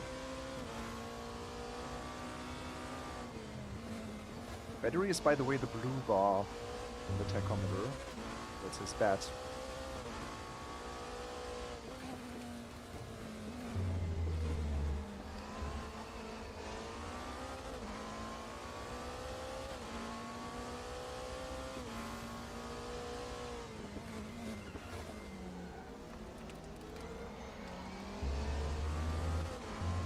Porsche feels a bit more precise than the Lamborghini.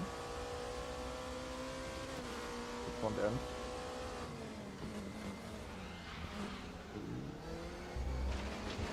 It's just a little bit too late on the brake.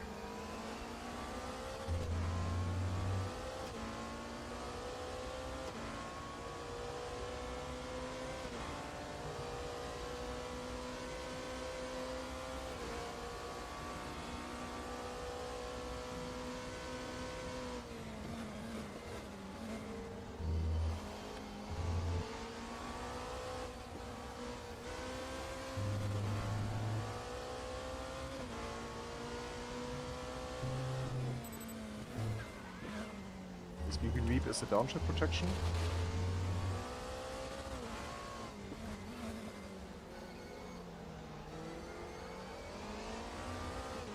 I will have another race in Daytona in the BMW. In the night. Try to do it at night.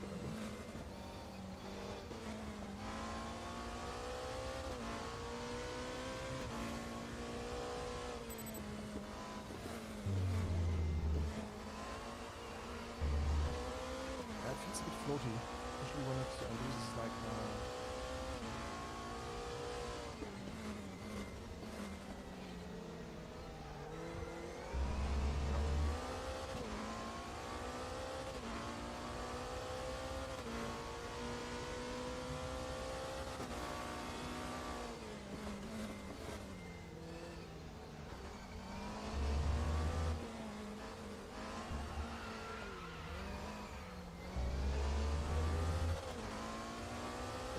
seems like we can't really catch the AI, but with the discharge of the battery,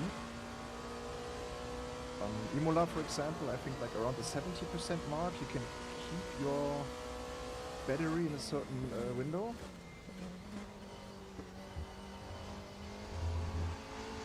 Someone had a little off. Oh look, the Yaya even has some mistakes. Cool.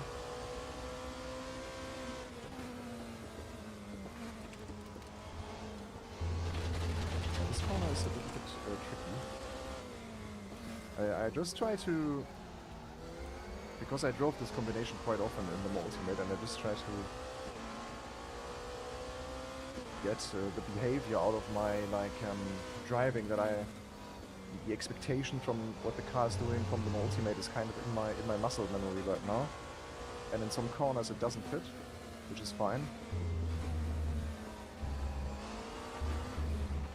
It's a bit floaty, a bit tricky, and a bit less communicative. But it's fine. Let's do another one during the night in Daytona, and let's also watch the replay. Let's watch an instant replay here. Just quickly get an impression from outside of the track. FPS are pretty much the same as 880HD asked. Yeah, the unrestricted LMP2, this looks amazing. Yeah, have fun with downloading and testing VR, Pete's. Yeah, catching slides is a good sign, but it's also not easy. I think also iRacing got a lot better in that regard. I can probably watch the replay from going to the results. No, I can watch it from the menu. And so here's the replay.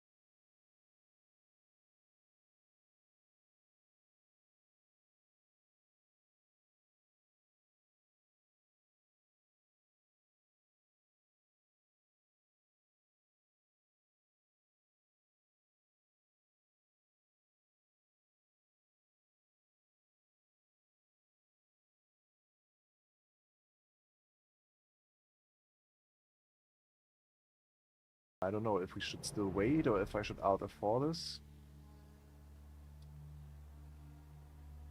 Maybe let's wait 1 more minute.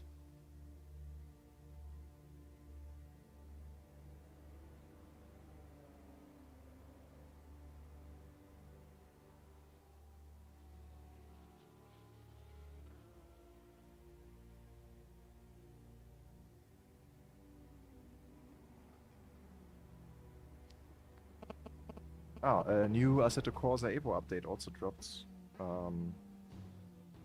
0.3 is now public for all users on Steam.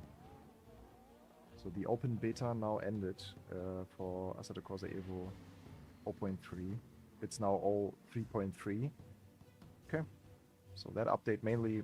So the early access update made it out of early access. Yeah, I think this replay will not load anymore. Now the little dots have also stopped moving because I pressed Alt F4. Goodbye. Okay, let's start again. RaceRoom. It's not officially ended yet. It's still green. I'll just stop it here. But yeah, I can really encourage you to also read this inside document here for the Hypercars to understand how the virtual energy works if you don't know. And they also have this announcement now here. Is there also patch notes, I wonder? Yeah, there's a full changelog as well. Oh, download size 50 gigabytes. Wow. Client version, rendering, engine updates, new visuals, performance optimization, source code, major refactoring, maintenance to bring modern coding standards. Wow. Shared memory API updates. Yeah. Breaking backward compatibility. Yeah, that's why also my active pedals and also my SimPro Manager displays and LEDs stopped working for my SimCube and my SimMagic stuff. User interface, some updates. Yeah, force feedback, fade in, fade out effects to avoid sudden jolts when pausing, unpausing gameplay. Also an interesting one. Yeah, you can read all of this. Oh, there's another quick update that I have. But now we can go back into the game. Yeah, let's do one final Daytona race. I will turn down the AI a little bit. Because on 100, they were just driving away. I first have to get used to the new hypercar. I can't push to a 100% yet. So I still have to learn how to brake, get a feeling for the car. So let's try BMW then this time. BMW, I think we can keep... no, the AI opponents disappeared now, sadly. The multi-class thing that we run, but no problem, we can just run it full. Yeah, Daytona is interesting. I love Daytona. I have a good feel for the course. And then let's go BMW this time. See how this one sounds like. Marco Wittmann, Philipp Eng is fine. Let's go with AI on level 95 maybe? 95. Let's just do a race. Qualifying off. Let's do 20 minutes actually. To work our way also through the discharge and battery management. Let's start from 10th maybe? 10th, 9th, 10th. Yeah, Slipstream will be interesting as well now on Daytona. Yeah, P. Stefani, I will look into the road effects, FFP road effects. It's a good call.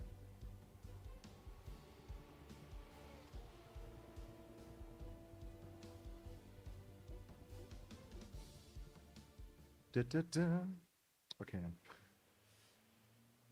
Here we go. Daytona. Daytona looks gorgeous. So let's check quickly here. FFB. Road effects. There's no road effects.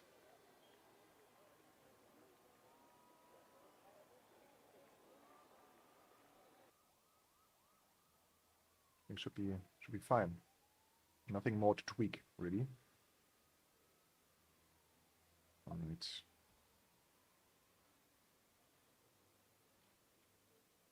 I wonder if I can change also the standard discharge in here, yeah. I should change to maybe preset 2. Auto, it also has an auto preset. Yeah, let's experiment with it. Let's start with 2 and see how much energy it takes. Daytona.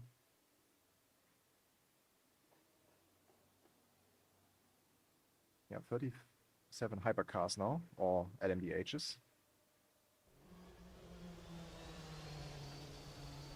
Okay, BMW time.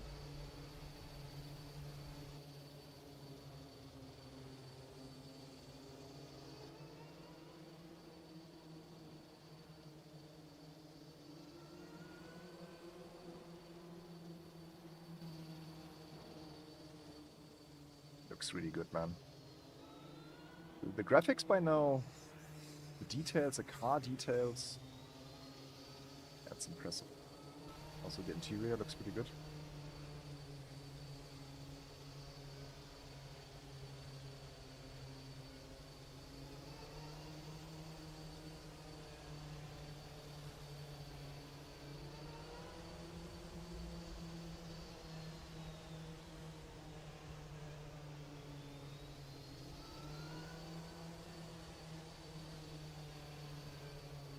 Are we ready? Hello audience, you look really good. In Germany we say Pappkameraden.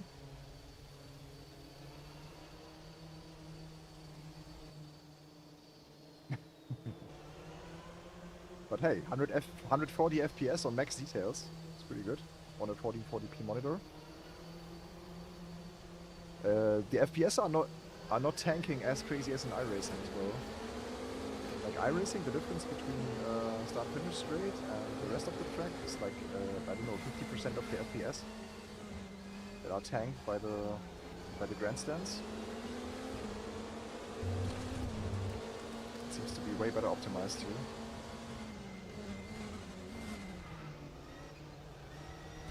Hey!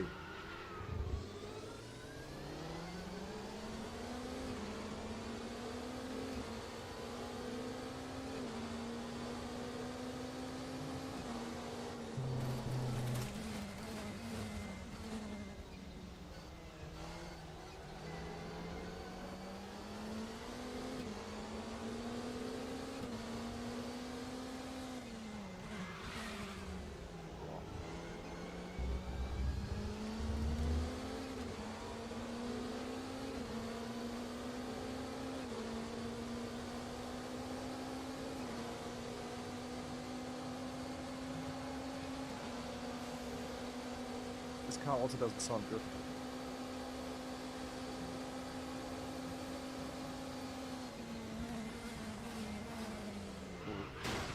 Yeah.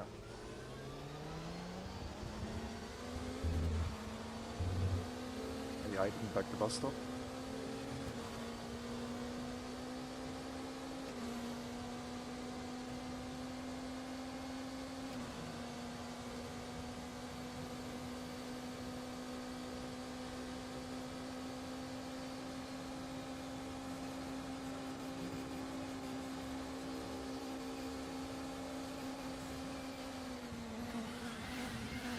Okay. The brakes.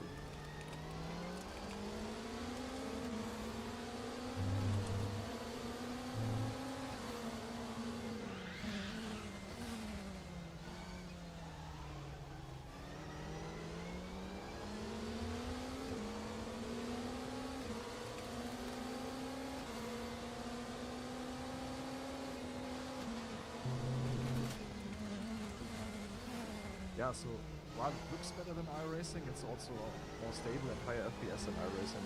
It's pretty impressive. Like the graphics update and how everything is rendered now. Wow, great job here by KW Studios. It just looks great.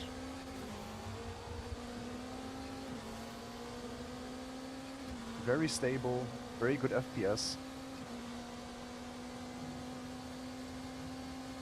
Unfortunately, I don't like the engine notes of the new cars. The Lambo was, I think, the best.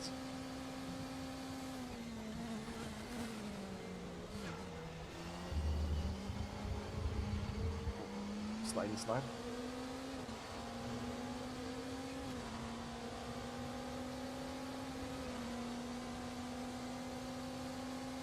Yeah, so there's certainly a bit of a floatiness and a sliding to the car the moment you don't have as much aerodynamic drag anymore, which is per se fine.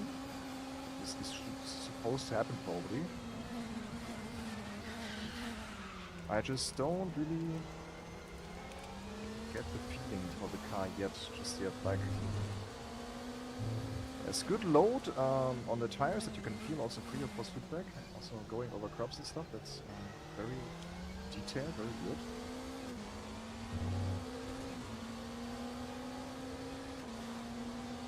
But somehow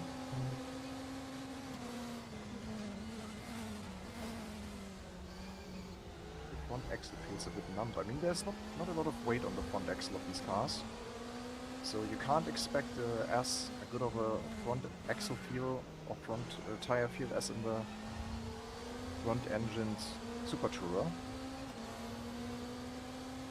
At the end of the day, majority of the weight is still behind the driver on the rear axle, so it's a mid-engine car, so some understeer is to be expected, kind of.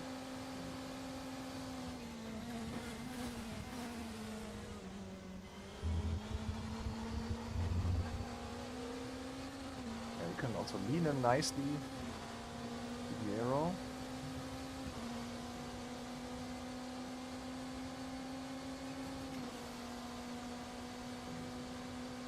Okay, we are losing battery.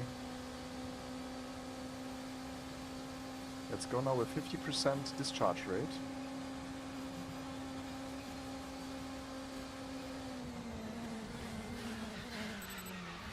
Yeah, I'm also not really getting a feel for the brake. Probably the setup tip was a good call, like someone next to us. Ooh. It's Georg Ortner, his AI. It's not a multiplayer race, don't worry. Even though you see Georg here. He's not racing with us right now. How do I have DTM 25? Wasn't that released by now?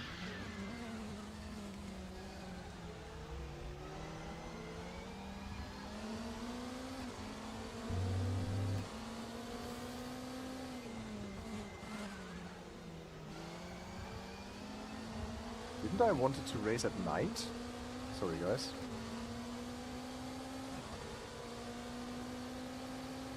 Okay, we are now getting battery back.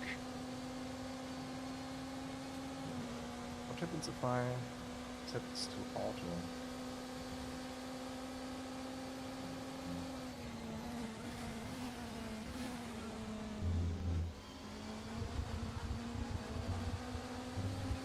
Okay, we are getting closer to 1 tour at least.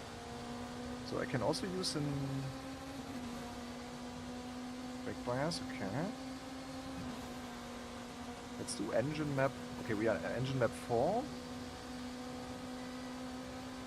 Okay, let's do this discharge rate 50%.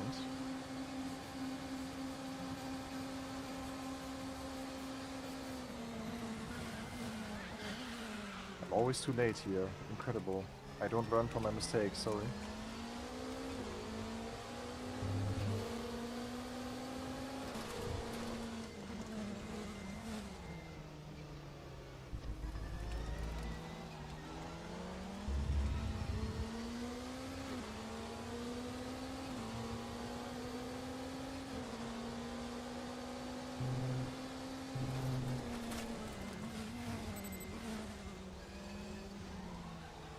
Yeah, I don't know, sometimes the car is just floating. Floating. Oh, the silver Lambo looks nice.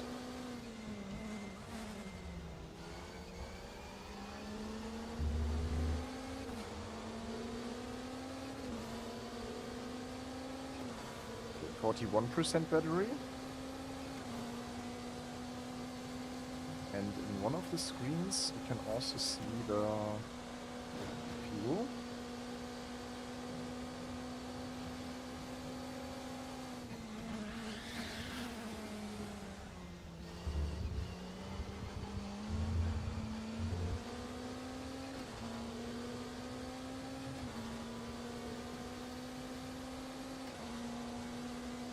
Just the car was not shaking so much.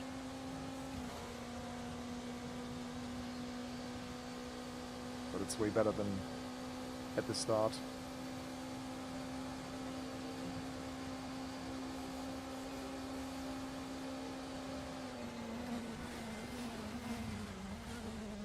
This time we got it.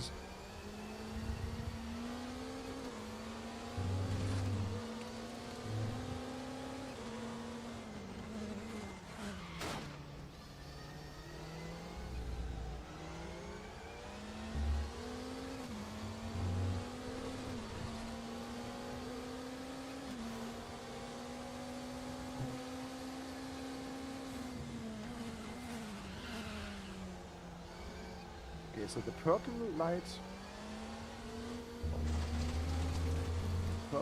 is locking front or locking left. Blue lights are as well again traction control.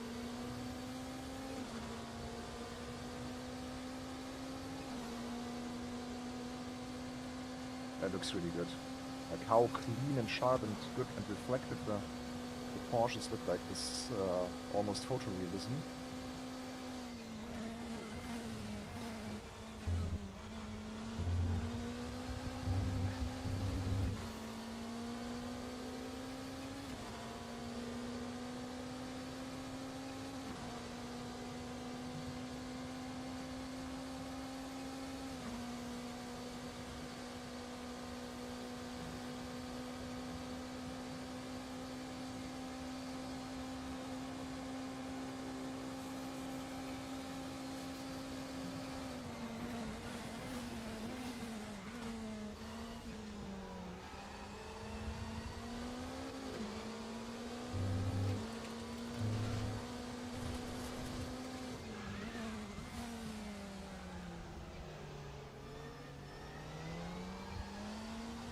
There's something about the steering that I also don't like. It's maybe a bit too linear. Like here, for example, it's just a very linear steering, and you have to steer a bit more than you would expect. Like I feel like with the camber and the design of the race car suspension geometry in the front, it should more like lean towards the inside of the corner. The more steering angle you give it, like, but not like so linearly. So sometimes you have to steer a bit more than you would expect, and also more than in other versions of this car in different sims.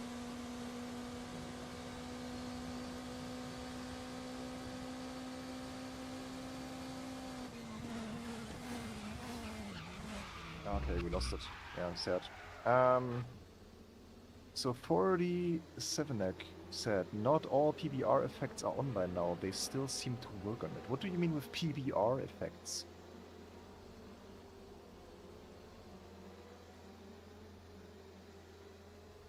Yeah, I mean, I'm a bit mixed feelings here. So I think the execution of the cars in terms of battery and visuals and everything is great. Just my only negatives are the sound. And everything just feels a bit flat, you know what I mean? It's not as engaging as the cars in, for example, the more Ultimate. So something is missing for me, but I can't quite put the finger on it. I just don't like the steering feel yet. Braking is fine. Mastering the brake cylinder kind of feels rewarding, but yeah, at the moment, if I wanted to drive a hypercar or an LMDH, I would probably go the more Ultimate or iRacing over RaceRoom and Automolista 2. If I had to put a ranking now with the limited time that I drove, so don't quote me on that, but I would say in terms of hypercars, it's ranking from 1 to 4. It's Le Mans Ultimate, iRacing, AMS2, RaceRoom. So yeah, it's a bit sad to say that, but the physical-based renderer. The lighting effects. Okay, I think it looks pretty good. But sure, you can always improve things, certainly. So I'm not super sold right now on the hypercars. I think RaceRoom has other strengths. like the DTM, GT3, and GT4, and especially the historic content and the super tourers are right now the place to go when you want to go RaceRoom. But I think it's cool to have these, and I hope they will improve certain elements of the cars. Maybe it was also just the telemetry that was not there yet with my wheelbase, so maybe it missed some effects. That's why it felt so flat. But even though it feels flat, it just doesn't feel as rewarding as the Ultimate, for example. And yeah, the problem is really that the Ultimate exists, and iRacing also does these cars really well by now. That's just the issue that RaceRoom has. They are maybe a little bit late with these cars, but yeah, it's certainly great to have them. Don't get me wrong. And respect to all the work that has gone into those cars. But I just don't feel them how I should feel them, probably. So right now, from my end, being completely honest with you guys, I cannot give you a purchase yeah, recommendation for the hypercars.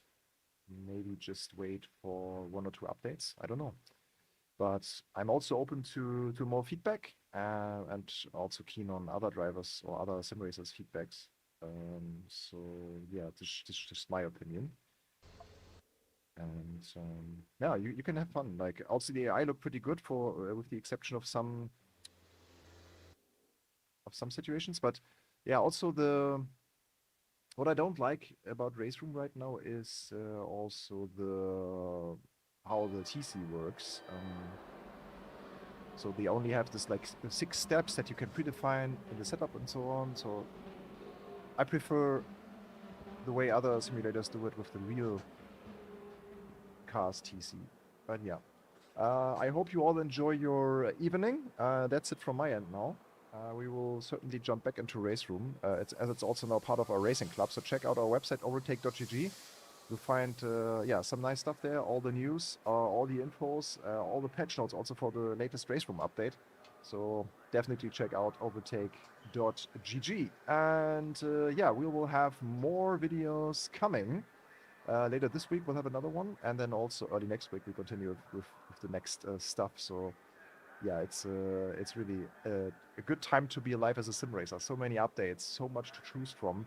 The fact that we can now compare hypercars in 4 different simulators, and soon it's even 5. Then with Project Motor Racing also bringing the hypercars and the Lambo that we already saw, even the title car of the sim. So yeah, soon there's 5 racing sims that you can race hypercars and GT3s. So we will compare. And let's see who wins the race of getting the most realistic, but also the most fun one. And that's also not the same sometimes. Like having a fun to drive car is not the same as having the most realistic one. So maybe RaceRoom is even closer to realism with this one. I don't know. I really can't judge, not having driven a hypercar. So it would be nice to have a proper LMDH driver maybe in the future to test the different simulators next to each other. That will be really interesting. But yeah, good that we have more choice. And yeah, thank you guys. Thank you guys for watching. Don't forget to thumbs up, to like, to hit subscribe, and also hit that bell in case you don't want to miss the next coming videos. And yeah, thank you all for watching. If you're from the Americas, I wish you a nice rest of the day. If you're watching from Europe, have a nice evening, and yeah, see you in the next one. I now just have to stand up again due to my stream deck opting out today, quitting his job, so I have to just stand up, end the stream, and so I'm gone. Bye bye, guys.